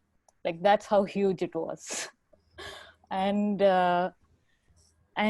as far as the thing about Delhi meaning different things at different points of your life, it's true. And also, if you're new to Delhi, it's very difficult to like it. And but once you do, it's very difficult to unlike it as well. And I remember after finishing bachelor's, coming back to Delhi from Ahmedabad, it's impossible to talk to people there. The whole essence of Delhi, I used to tell my friends, is like brutal honesty and unreasonable confidence. Anything is said with unreasonable confidence and with no regard to what you're saying. And this is also why they wear their hearts on their sleeve. I remember sleeves when Kejriwal stepped down. People, the auto walas, the bus walas, everybody said, "Yaar, ye Kejriwal ne to dil tod diya hamara." It wasn't anything else. So I just wanted to add this sort of light sense to this whole idea of Delhi that we are building. And also, I remember once we were dropping Professor Chaya to the airport, and we had to cross the Masoodpur flyover, and we were there forever. The traffic wasn't moving at all. And then the other huge highways that we have to cross, the ones in Ames, the Ames flyover, where you can just go round and round for eternity. So that is also Delhi, is all I wanted to say.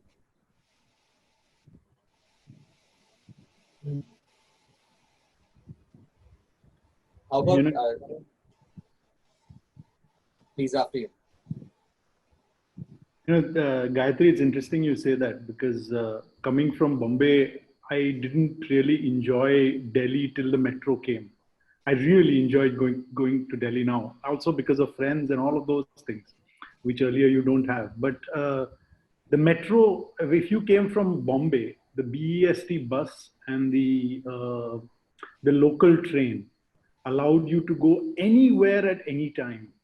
And I was telling my kids the other day that by the time I was 12, I was told to use public transport, which in today's time is getting less and less possible for various reasons.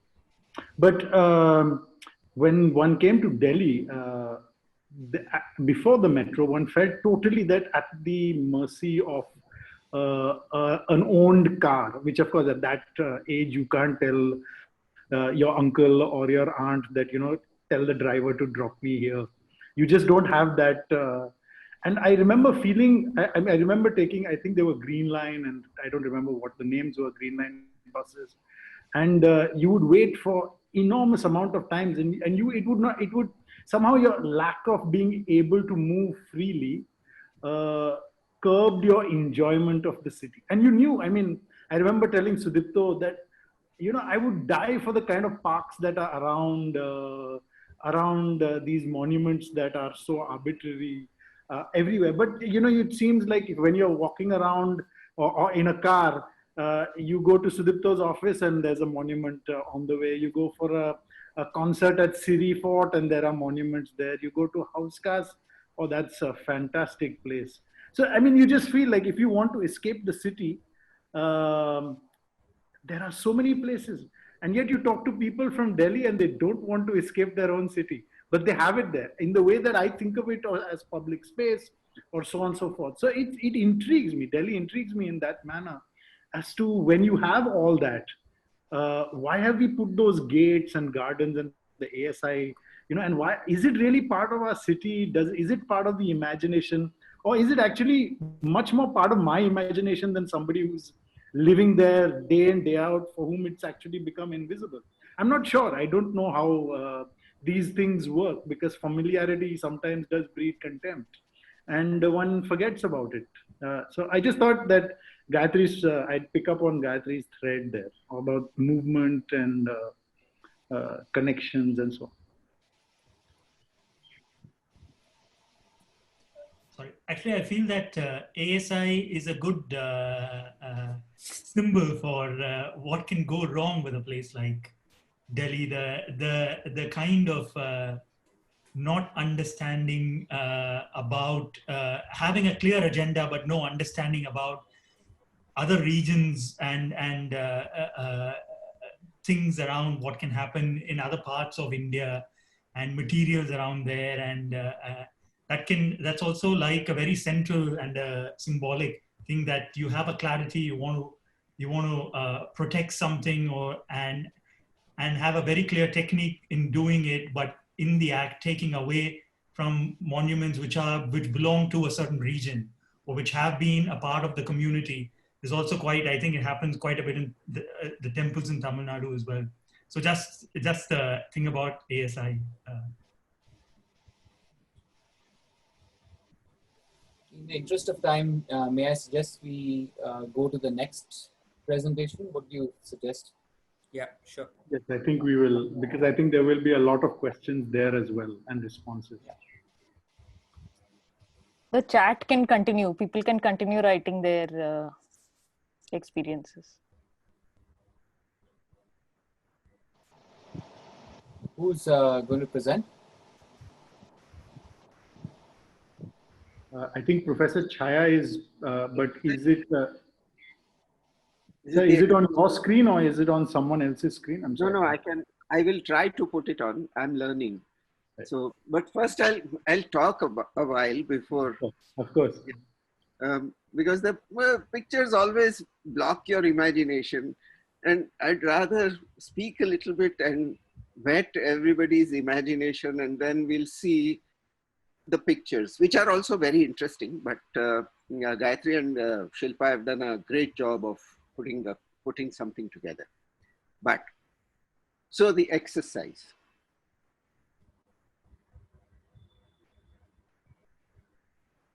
Time is a factor in the affairs of the world. Something began at some point, and because it was made of so and so, I think other things came in which were made of so and so. And still further things came up, that it became something. And for a while, it could remain that something. Let's talk about it like you're talking about a baby. And two humans come together. They might be humans of any kind, doesn't matter. They bring some past in the form of genetic material. And that becomes, there's a meeting and a baby starts forming, and the baby is born then, and its caregivers work with the baby, often thinking that they want it to be whatever it is, but all the same trying to make it be what they want it to be. And this struggle between the father and the son, or the parents and the children, is a paradigm of time, of change, of transformation, in which something is never lost. Something that happened 16 generations ago suddenly pops up in this latest generation. But also the experiences that this baby has as child become something which shape it. And the experiences of the parents, the experiences of the environment around, the experiences of the climate in which, etc., etc., etc., complex, multiple. And this becomes something which now can call itself I. But that I is it's a continuously changing I. If you look at yourself, 2 moments ago, you were not the same person. And though we think that we are continuous, we are a series of instants of time somehow joined together. Somehow, we don't know how. Some call it consciousness, some call it Atma, I don't know. It could be anything. But there is a continuity of a kind, and there is a continual change. History has often been looked at as a kind of a linear cause and effect phenomenon. This is unfortunate, because in order to study linearity or linear cause and effect, you will have to first select what is historical or what is being studied. And that selection will block out much more that is around it. And the linear form will also create a certain demand for a connection between past, present, and future. Could there be other ways of thinking about the time of a place? I'm not going to call it history. How do we think about time of a place? We are studying Delhi. We are studying some zone of space in the Yamuna Valley between the Himalayas and the sea. You know, that's how they say it in Sanskrit literature, between the Himalayas and the sea. We are studying one zone. Now it's called a city, but it must have had its avatars or its beginnings somewhere. And what is today and what we think it might be tomorrow is formed out of the continual exchange of information and material that goes on in the world. And humans have the charming capacity to think that they can control it, that they are in charge. And this illusory state of mind allows them to strut around the stage as if they are never going to die. That time does not exist.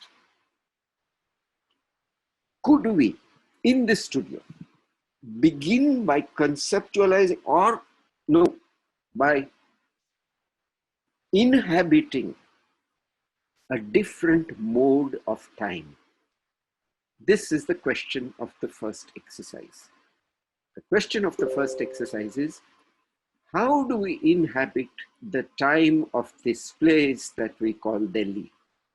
How do we inhabit the time of this place that we call India?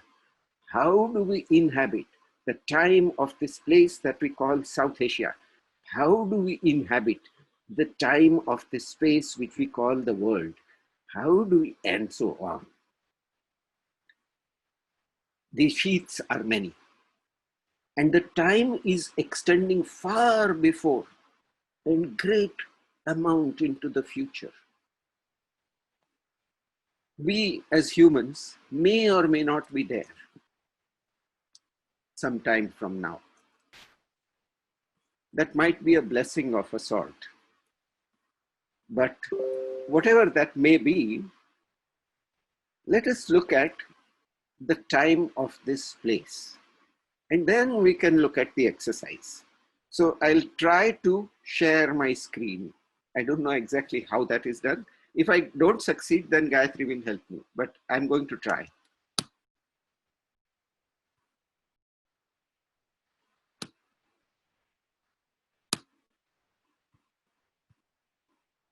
Wow, is it working?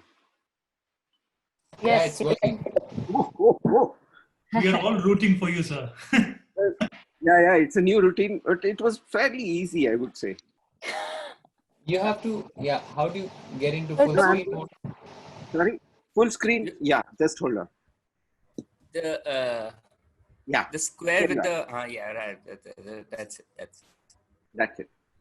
Yeah, I'm fairly competent in these matters. Yeah, you're a pro now. Yeah, the students will all be smiling away and writing comments in the log, which is very nice. I love the fact that everybody can say things now and later. So time, space, place. So here you are. Oh, that sound that from outside, somebody burst a cracker. It was just the right sound for this, where the sun is bursting and planets are moving out. Or it could be the Big Bang, I don't know. But it's something way, way, way beyond before where the Earth starts getting made. The Earth, it might be one of these little pebbles which are in space. You can imagine the one on the bottom right to be the Earth, nearest to Vignesh's, face, I think, on my screen at least. There you are. And this ball starts cooling down. And like all things which are spherical and hot, the outer surface cools faster than the inner. So the inner core remains molten hot. And the outer skin, like what you find on milk when you heat it, becomes a kind of thin crust. And that crust obviously will start cracking. And that crust cracks, and in the second, the one in the bottom left, you are getting the beginning of the cracking, and then the top right, the cracking further, and the continents start forming, and the Eurasian landmass, and Africa, and South America, and so on and so forth. So these are the plates. Delhi sits somewhere there. If you can see my cursor, sits there. So is Delhi that point? How small is that point? Or does it belong to the whole of this? Or does it belong even to the sun? And we don't know. So we are going to let that time float. A while later, quite a while later, as human time goes, some chemical reactions have happened and the first life forms come into existence. They're like embroidery, you know. They're wonderful, fine creatures who are now killing off quite a bit of human beings. Some of them. I was aghast to know that in our bodies, the ratio of human cells to other creatures is 1:10. For every single cell that we have, there are 10 creatures of this kind moving around in our bodies. They've come from that far back. They are not recent things. They're far back. And so from this formed plants and from animals and from fish and from alligators and this and that and everything. Till you got human beings. And the first humans, they call them Stone Age people. And they carried sticks, they say, and they had stones to throw. A very rough kind of idea of what humans could do in those days. But there are other imaginations about how humans have remained the same, irrespective of whether they were in the Stone Age or today. This Flintstones was one of my favorite comics at one time because it completely displaced the idea of linear time. Look at their expressions and their clothes and what they're doing. And in many ways, in this very, very tiny slice of time that human beings have lived on this earth, they have not changed that much. And though we like to think about the Stone Age people as being completely different from us, I'm sure they weren't. Not that much. Because after all, as Thurber puts it in this cartoon called Destinations, see how these people are rushing to and fro, some to get to work, others to get home, rushing left and right. Behind is their final destination. Their present destination is office or factory or home.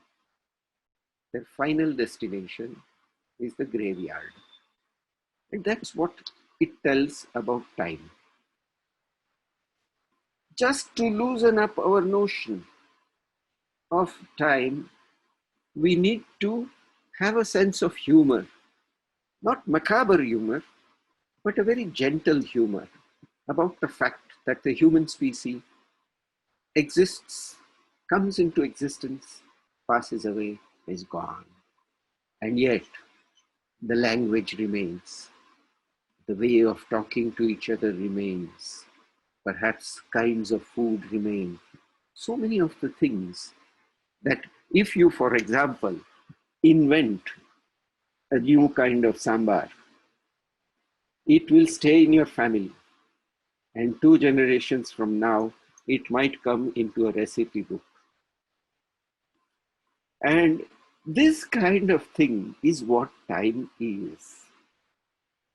So the early humans, the Homo sapiens, they came up in East Africa, in the Great Rift Valley. I'm very happy to say that I was also born in the same region, though much, much later. And but they then moved they spread all over the world. And you can see here the routes by which the Homo sapiens went out. So our genetic material comes back to this point here, near in Tanzania, from where we started. And we came, and we must have come to this landmass and then somehow come to India. It's very interesting that we are talking about the capital of India, which has, and the people of India have their origin in Tanzania, which is a different nation. What would be the capital of this people? And people started doing all kinds of ways of survival. They found ways in which they could live on water. They found ways in which they could shelter themselves. They found ways in which their cooperation could lead to distinctive forms of life. And there are many, thousands. In India alone, on the subcontinent alone, there must be, I'm told that there are thousands of languages, of which now there used to be many thousand, but I'm told that about 3,000 survive dialects and languages. But that too is decreasing very fast. Ganesh Devi will talk to us about this. But that's what human beings do. They work with each other. They love lounging around. And they also love the fact that they are making something good.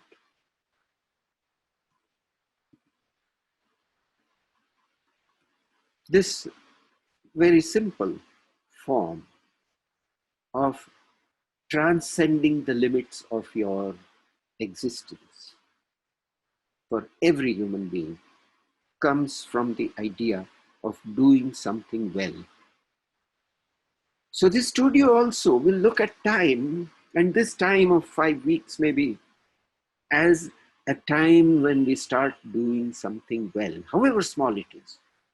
The imagination of this exercise is going to be about how to do something well and see the immense variety that we have. None of us has the capacity to work with black and white in the way that this person who owns this house has done.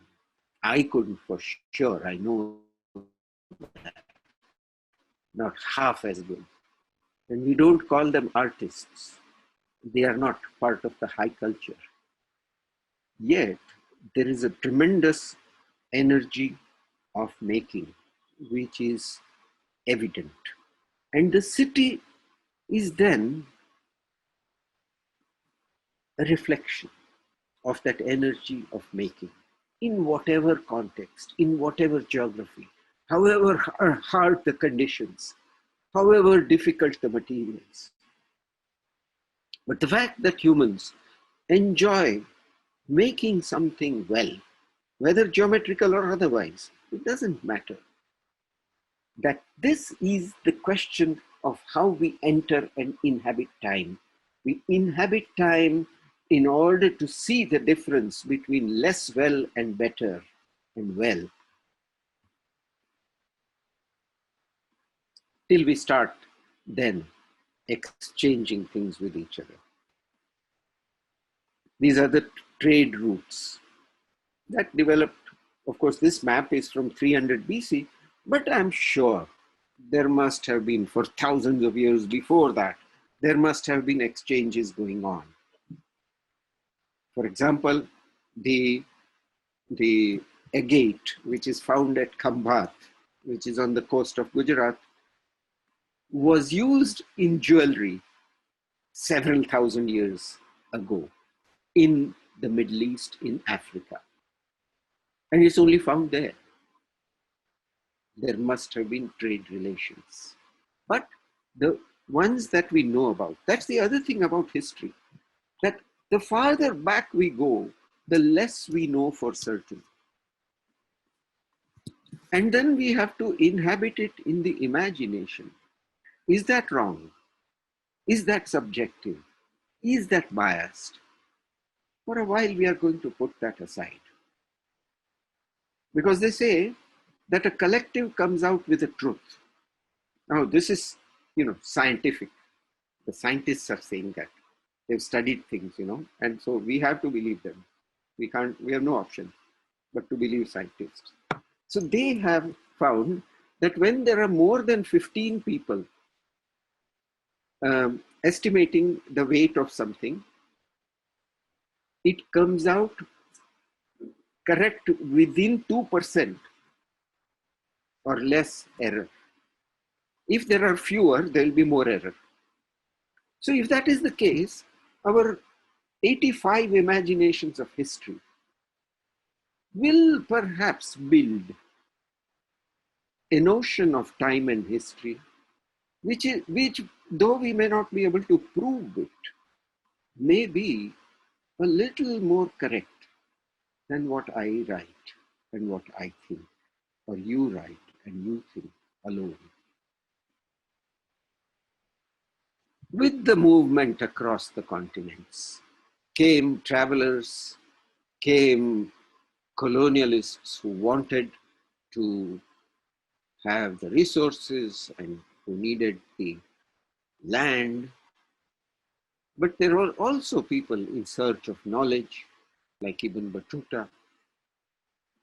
This human desire to find knowledge or to impose power, to find wealth. Sorry? Did I? Something is fine, okay? sorry. Yeah. Okay. Yeah. So this is reflected in the travel that happens in the last 1,000 years or more, maybe 2,000 years. This constant curiosity, this constant sense that one would like to know, but also this horribly constant sense that one would like to dominate. But with this movement, the resources available in every place started moving as well. We never had tomatoes in India. We did not have chilies. We did not have potatoes. They came with the Portuguese from South America. And I was imagining what our cuisine must have been without these three staples of our diet: potato, chili, and tomato. Without that, how would you make sambar without chili? And I tried once to make a sambar powder using pepper, because I thought we had pepper at least. And it turned out to be quite different, and I wouldn't recommend it too hard. I'm told that it is given to sick people in the South, the pepper recipe or pepper sambar. Let that be. But with this now came the movement of other forms. Sudipto showed the arrival of the Prosopis juliflora as an invasive species. And there were other invasive species. And Australia, which was completely cut off from the mammalian world, suddenly saw an influx of some creatures from Asia and Europe and so on. The worst of them were, of course, the humans, including Vignesh, who has gone there. But especially Vignesh, who's gone there. Yes, yeah. But the movement, recently I read an article which said that there is no such thing as an invasive species. That movement has been happening across the world since Homo sapiens stepped out of Africa. And it's a normal, natural process. And it takes time for it to stabilize. So Prosopis juliflora may replace the Deodar forests. I don't know. I hope not. But there will be a few hundred years of adjustment, which of course we have no patience for, because we are only going to live for 80 years or 100 years at the most. So that time of the time of the rock, the time of the great tree, the redwoods live for 500 years, the baobabs of Africa live for 1,000 years at times. And those trees, what will they remember? And that time, and then the time of the humans, and the time of the fireflies, which die out in few hours. So there are many times which are consisting or subsisting in a place, even in Delhi, even I say in Delhi, which thinks of itself as that eternal city of rule, or at least now thinks of itself like that. It will be well to remember that it's a place of change of hundreds of years.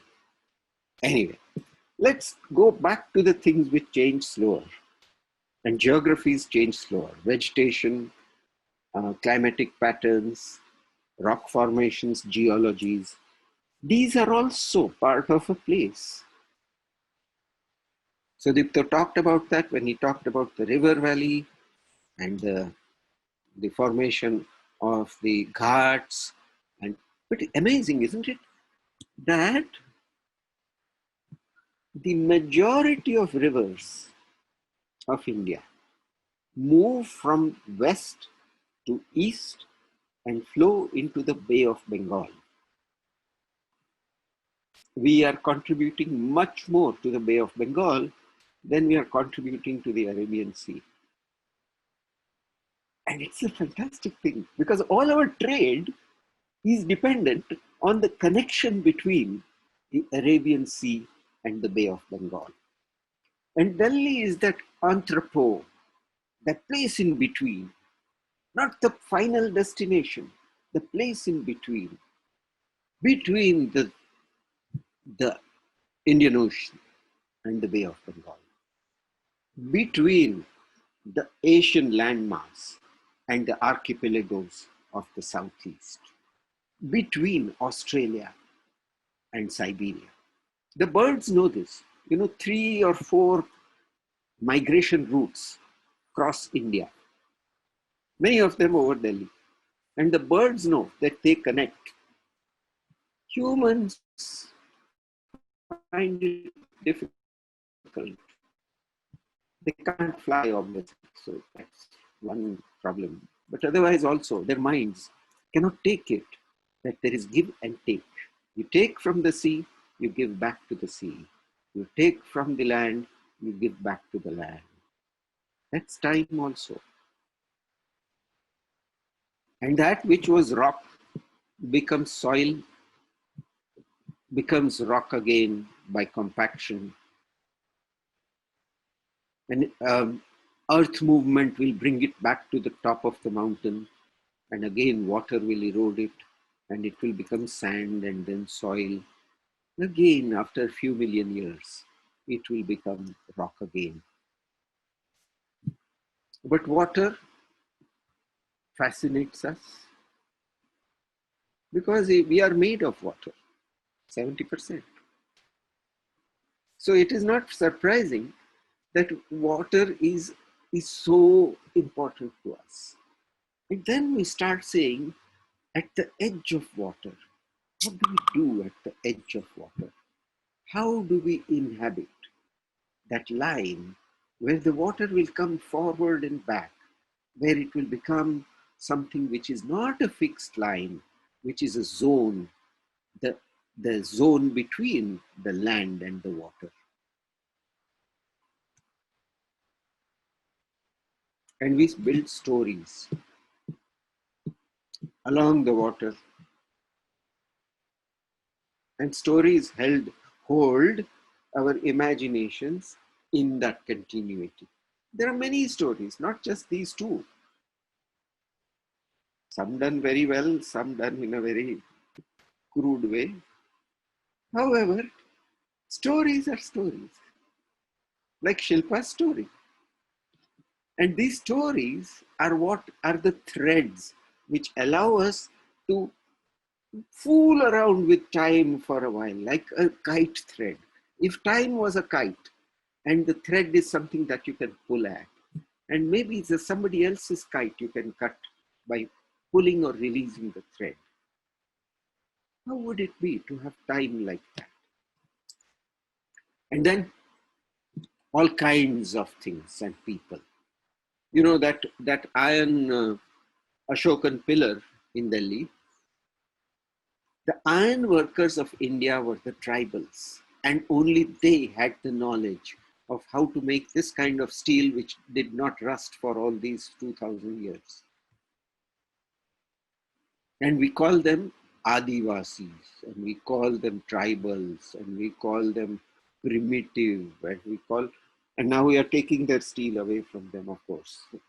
We are mining, and without the knowledge, but they had it. And then the knowledge from other places came into Delhi also. The whole Sufi tradition, the whole tradition of that 1,000 years before. So then comes the building of New Delhi. And you can see it's a different moment. Look at the earlier photo and how the gateway and the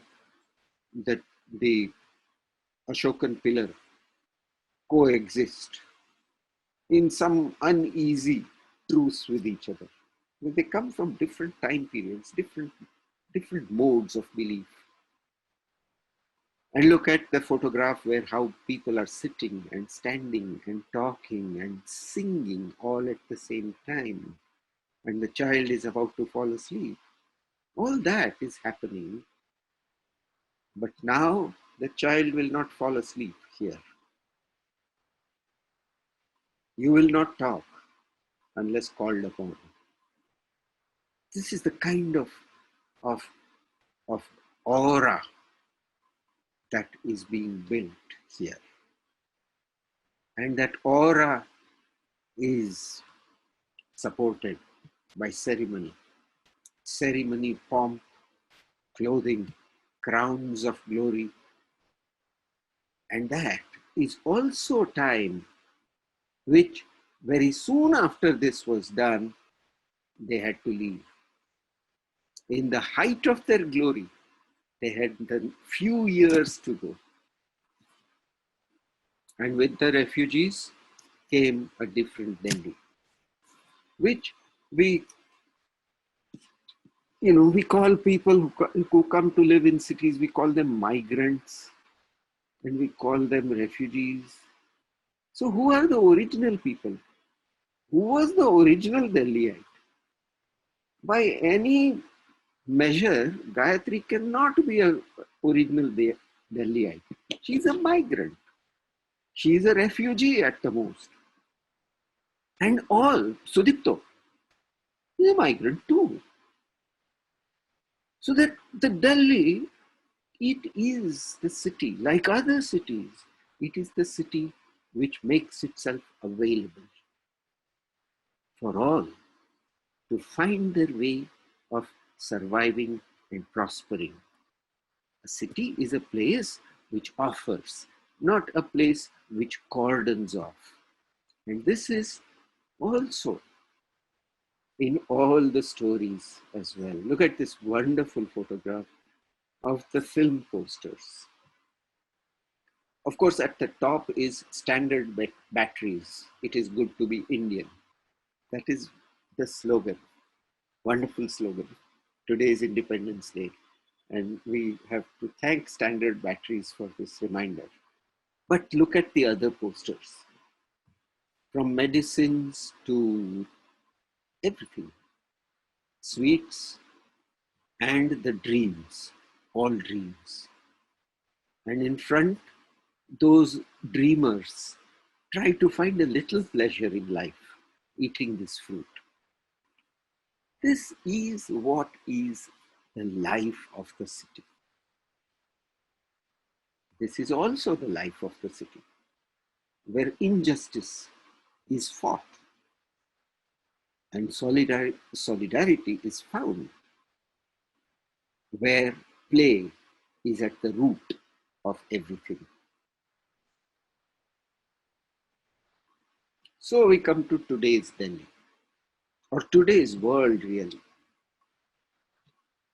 And it's a confusing set of things which are happening. Look at all that. At the bottom left is us. At the top right is the animals doing the same thing. And in between are the amusing and tragic and pathetic scenes of everyday life today. And that is what this studio, this first exercise, will try to find a new way of inhabiting time, which need not necessarily be bombastic and futuristic world class, but which may start dreaming without getting lost. Start dreaming in a way in which the human is at the center of an entire existence, not superimposed, not formulated, not verbalized, but effectively and effectively living. Now that's what we are trying to do in this first exercise, which is called time, space, place. The site from 20,000 BC to 3000 CE. These numbers are arbitrary. Almost everything is arbitrary, by the way. We try to string it together in a sort of way in which it sounds convincing, which is good, so that we can talk to each other. But we need not give truth value to everything that we write or draw or say. And I think that's the art of listening, is when you don't get impressed by your own truths to that extent. That means a sense of humor. So, depict what has been happening and is likely to happen in this space. Inanimate material, life forms, human cultures, all these are part of this. You will need to define the limits of the site, which may in fact vary depending on what you consider important. You may consider, for example, the continuance of water from the Himalayas to be very important to the existence of the particular place that we are studying. Then the place is from the Himalayas to the Bay of Bengal. Or it might be that you're more concerned about a narrower sense of place. Doesn't matter, you define.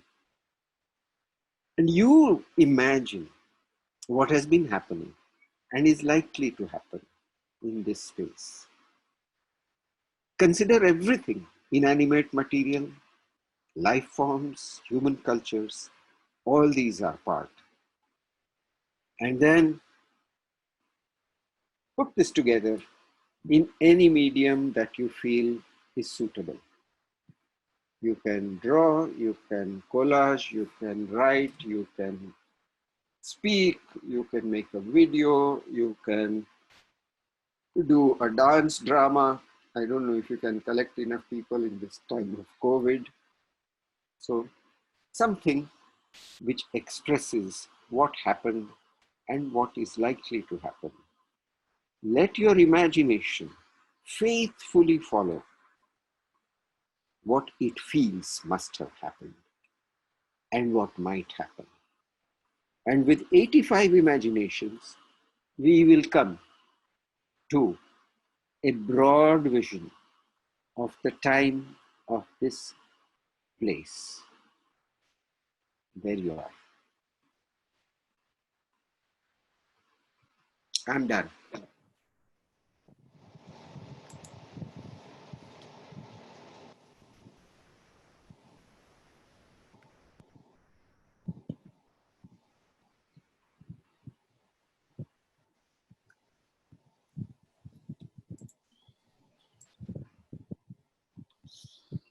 So will you unshare your screen? Unshare, yes, sorry. I suppose I just do that. No, oh, sorry. Yes. Yeah, that's fine. It's okay, yes.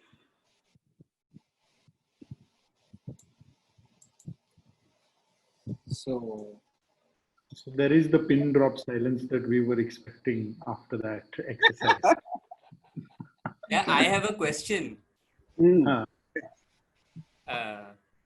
What is the exercise really? Imagine what might have happened and what may happen in this place, which we start from what we today call Delhi, but it can extend, or it might focus into one small part of what we today call Delhi. Think about what might have happened and what may happen. Truth is something which we will find by messing around, not by really, and we may not find the truth for that matter. It is a way of entering into the imagination of what should happen or what may happen. I'm just reminded very strongly of this one amazing anecdote that Professor Chaya had shared with us in the lab in Goa. He was talking about, I think, the way cities are seeded, right? And I think you mentioned this really amazing story about how Ahmedabad was seeded by this kind of almost some, completely random story of, I think, a rabbit chasing a fox. Yes. Yeah. This story is all over the world. In many places, there is this story. There are two stories in Ahmedabad. One is the Ahmed Shah decided to found his capital here because he saw a rabbit chasing a fox, and he thought, "Wow, the water of this place makes people really brave. So this is where my capital should be." And there's another story of the fellow who was weaving a cloth, and every night the jinn would unweave it. These two stories are said of almost every major city in the world. Wow! But Ahmedabad claims it as its own. But it'll be amazing to conceive of the creation myths of the new cities, right? I mean, I think one of the really interesting things is that our new cities, like the so-called smart cities in India, are actually being seeded without creation myths. Yeah. They're being actually seeded in terms of corporations or in terms of, say, a technological backbone. But really, if one had to first tell a meaningful story for why that city needs to make sense there in the first place. I asked the origin myth of that of these smart cities is a fox eating a rabbit. Yes. That's but robotic fox. Greta Wilson talks about two creation myths.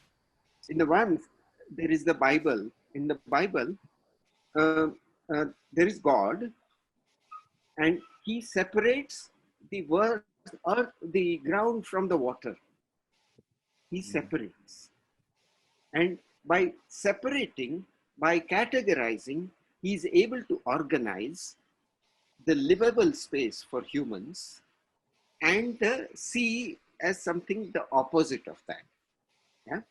And the first act of creation is this separation of land from water in the Bible, in Genesis. Now, he talks about a creation myth of one tribe in South America, in the Amazon forest. Their creation myth is that there was a crocodile called, I've forgotten the name, it was a very good name, Kwaki O'Toole or something, who was, splashing around in the water of the river. And because he was splashing around, it was all mud. The mud and the water was completely mixed up till their culture hero came. And he speared the crocodile. And the crocodile died. And the mud, the water separated out and the soil settled to the bottom. And he says that the difference between these two myths is that in the first one, there is someone doing something to achieve something. In the other, there is the stopping of something which allows naturally the formation of land and water. And to me, this is the one creation, this is the pair of creation myths, which I think should be thought about all the time. That we will get something which is very, very different if we are able to stop the splashing around and letting it settle. But that's fun to actually do this. What Ayaz is suggesting, that as a part of the exercise, they come up with a myth of their own, the imagination. Yes. As a part, they have to Stala Purana, waisa bolte hain, they have to come up with something which is a story which they thought was interesting, or in the whole breaking the space-time zone. Yeah. We've actually done this small study of creation myths of Indian tribes, and I could share that document as well. And we were actually trying to abstract it into algorithms.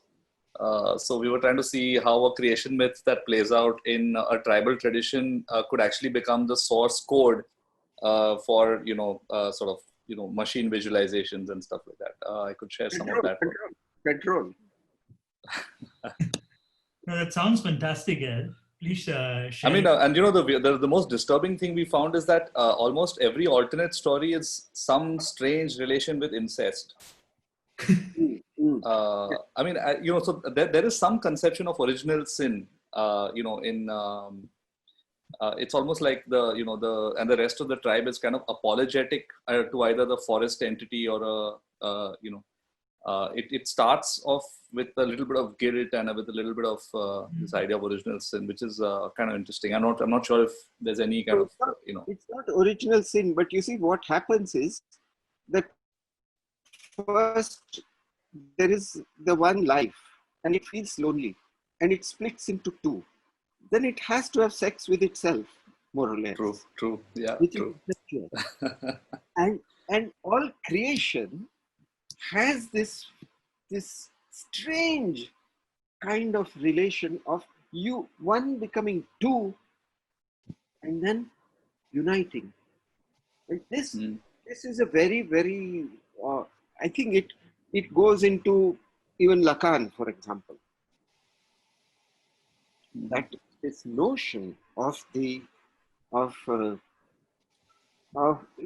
original sin is one way of putting it, but the unavoidable union of sameness might be another way of putting it.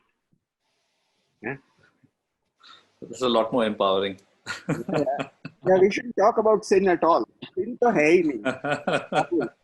Ask Babu, he will tell you it's not there. Huh? Babu, I'm so happy to see you here.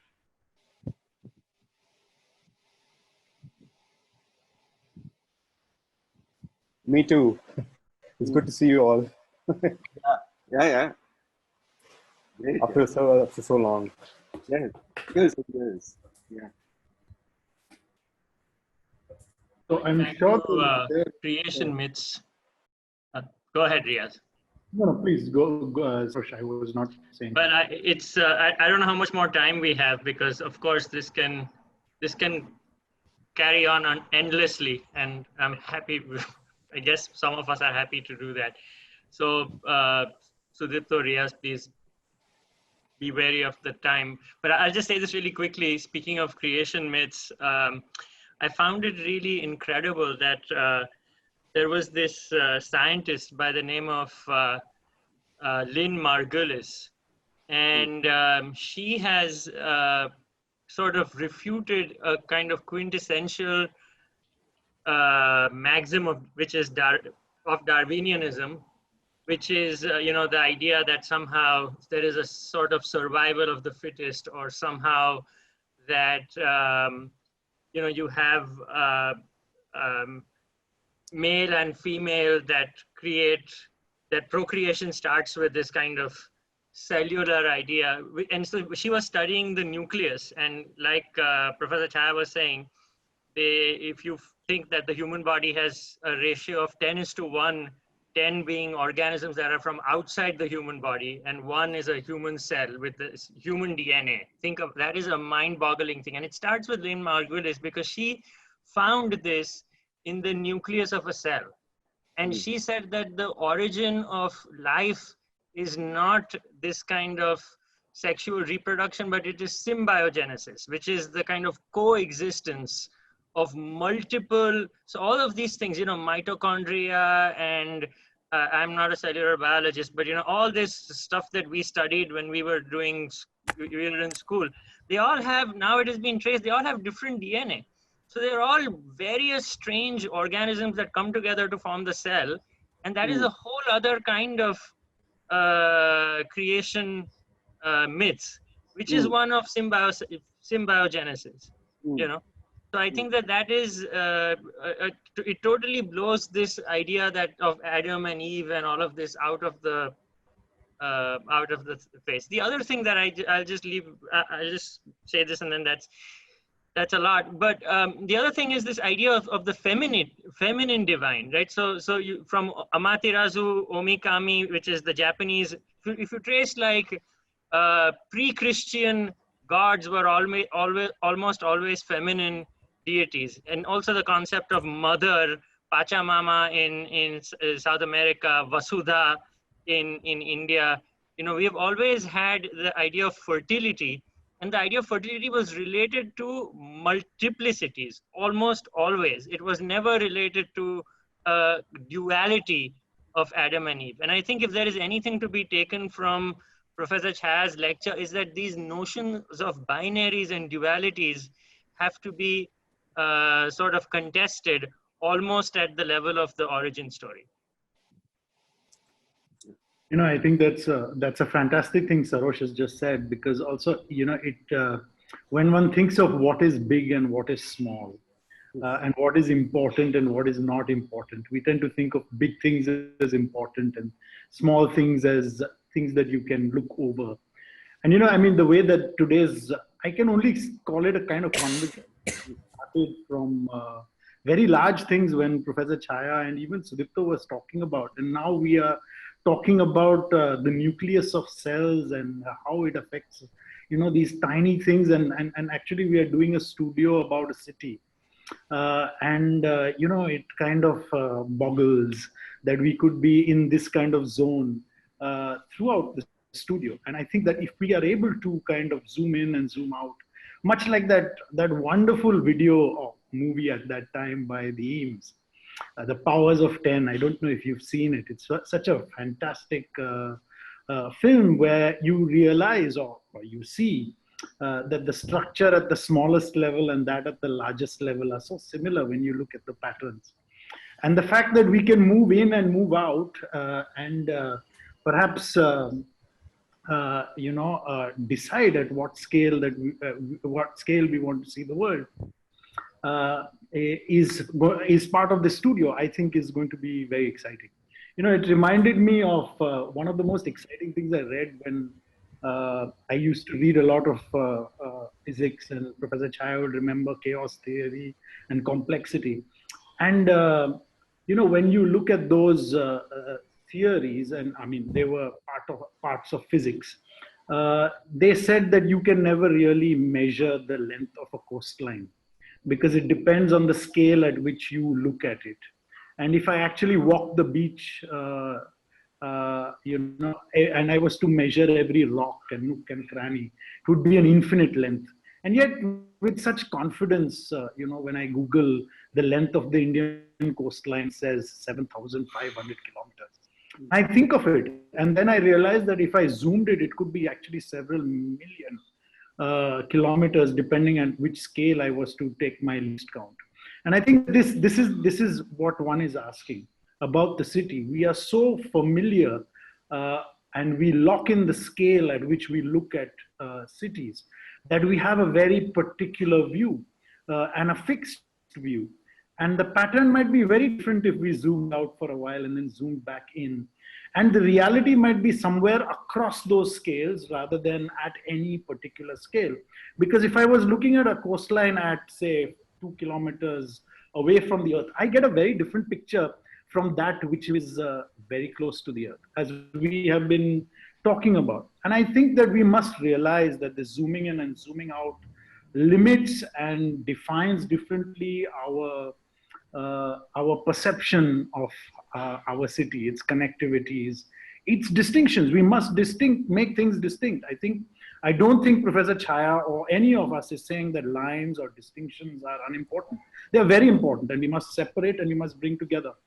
But it depends on which scale we look at it and what we separate. And so I think that this is something that I like to end by on this note of what we've been discussing about the first exercise. I think it is for you to find the scale at which you would like to engage with the context of Delhi that this first exercise is about. As to how do you want to see it, first as zooming and zooming out.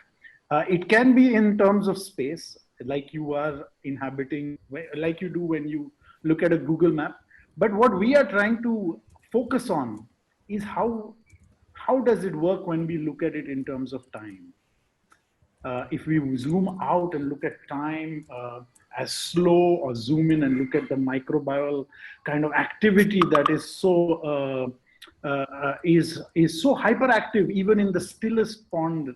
And perhaps the stiller the pond, the more the activity. Now, those are the kind of images we have for this first exercise in terms of its processes. And we leave the rest for the studio and for the next few weeks. But this is what we would like you to start engaging with.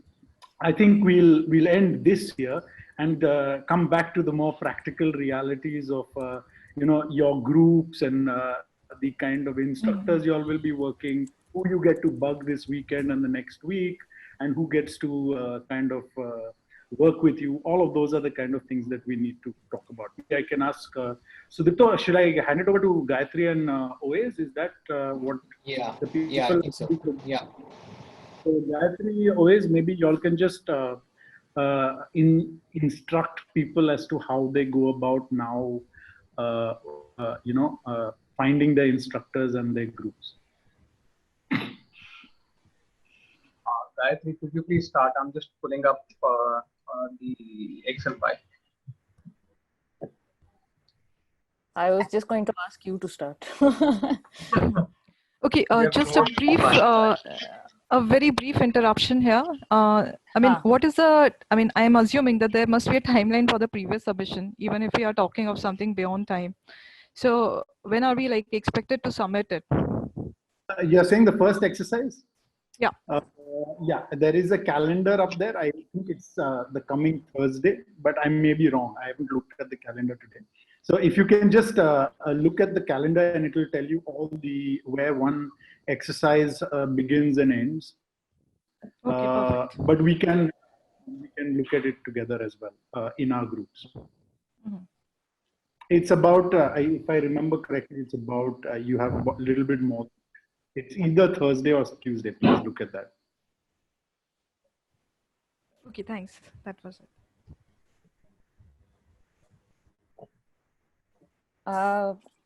Just to confirm this, the group list has been shared in the Veranda channel, right? Or the gallery?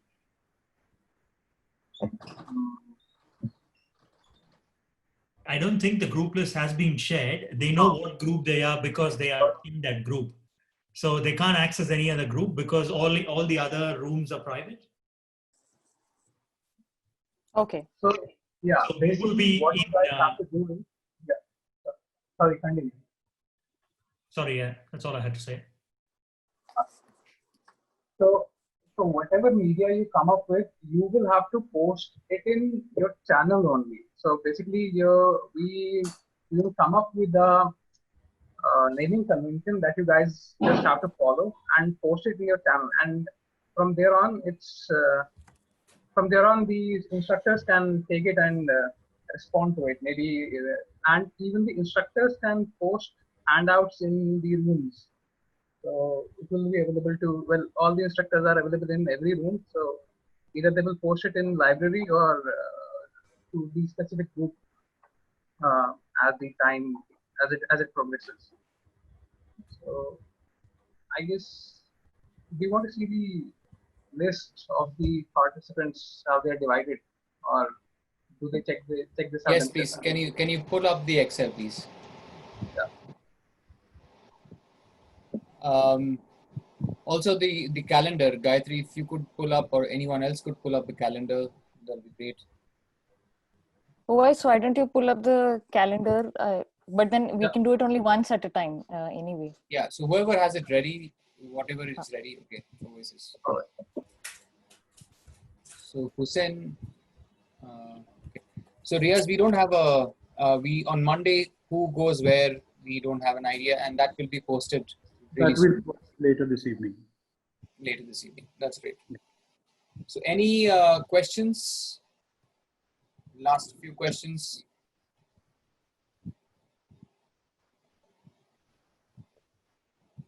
All right. Any questions about the platform?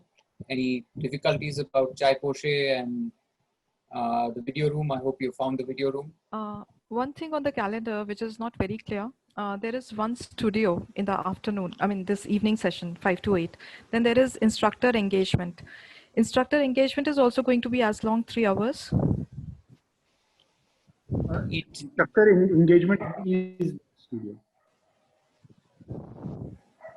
That is the studio. It's the same thing, basically. It's just that there won't be any new exercise which would be introduced, but it's going to be. Also, you will be working away, and you will be able to talk to the instructor should need arise, but otherwise the instructors will formally interact with you only on those 2 days. Other than that, if you need, you can call upon us. All right. So as you probably realize that the formal teaching is happening on Tuesdays and Fridays, but if you Tuesdays and Thursdays and Tuesdays and Fridays with different instructors, and that will each group can, as I said yesterday, can adjust slightly. But on the Slack platform, as you've noticed, you will get comments, quiz, you can share stuff. All of that can happen even at times when we are not slated to meet formally. And when instructors do look at their channels, they will respond. So it's not that there will be engagement only in those slots that are marked as instructor engagements. Those are formal. And they will have perhaps more structure, and then your instructor may ask you to achieve a certain level by then, or certain for a certain type of how would you say, reach a certain place. But the others, if you have comments, or if you have you need assistant, you can always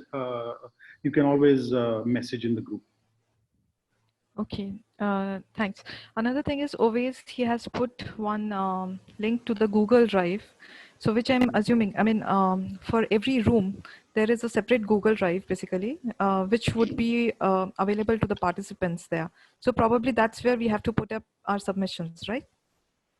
Yeah, that is what we had decided, but unfortunately we ran into some sharing troubles. So Google only allows you to share your drive with a certain amount of people. So rather than Google Drive, we'll be removing those links. You'll be posting your submissions in the Slack only. So we will just post a naming convention that you just have to follow so that it's easier for us to sort out your submissions. I mean, I lost you. I mean, I didn't get you completely. Where are we supposed to put it? Now, So you'll work on that. And sorry, can I, just for the easiness of handling the platform, because we are on Slack already and having to avoid going out to Google Drive and using that, we thought that it's better to put everything in Slack. So you will be uploading your submission within your rooms, within your dedicated rooms. So if you're, for example, in room Daryaganj, you will submit within that and we will pull it out of that and we'll put it and organize it so that it's easier for everyone rather than having to go out to Google Drive. all right, so it can be posted through messages, I mean, attachments. Yeah, just drag and drop, that's it. Mm-hmm. Yeah. Okay. Okay, then I think we conclude and we see each other over the weekend on Chai Poshe and other channels, and we'll hope to bump into you and have conversations with you informally. If you have any questions, please post in your group and your instructors will respond. Yeah, I mean, we are jobless. We'll be hanging around there a lot. So you guys can trouble us. If you have any questions of today's presentations, please, we will be there. OA will be there. Gayatri will be there. I'll be there. Sudipto, Riyaz, all of us will be there from time to time. And yeah, and we'll also meet for some chai or whatever. Don't run away from us like it happened today. We're not going to bite. So you can engage. Thank you all. And thanks. All right. Thank you. Bye. Bye. Thanks a lot. Bye. Bye. Thank you. Always, you'll have to shut the meeting. All right. Close the meeting and yeah, and then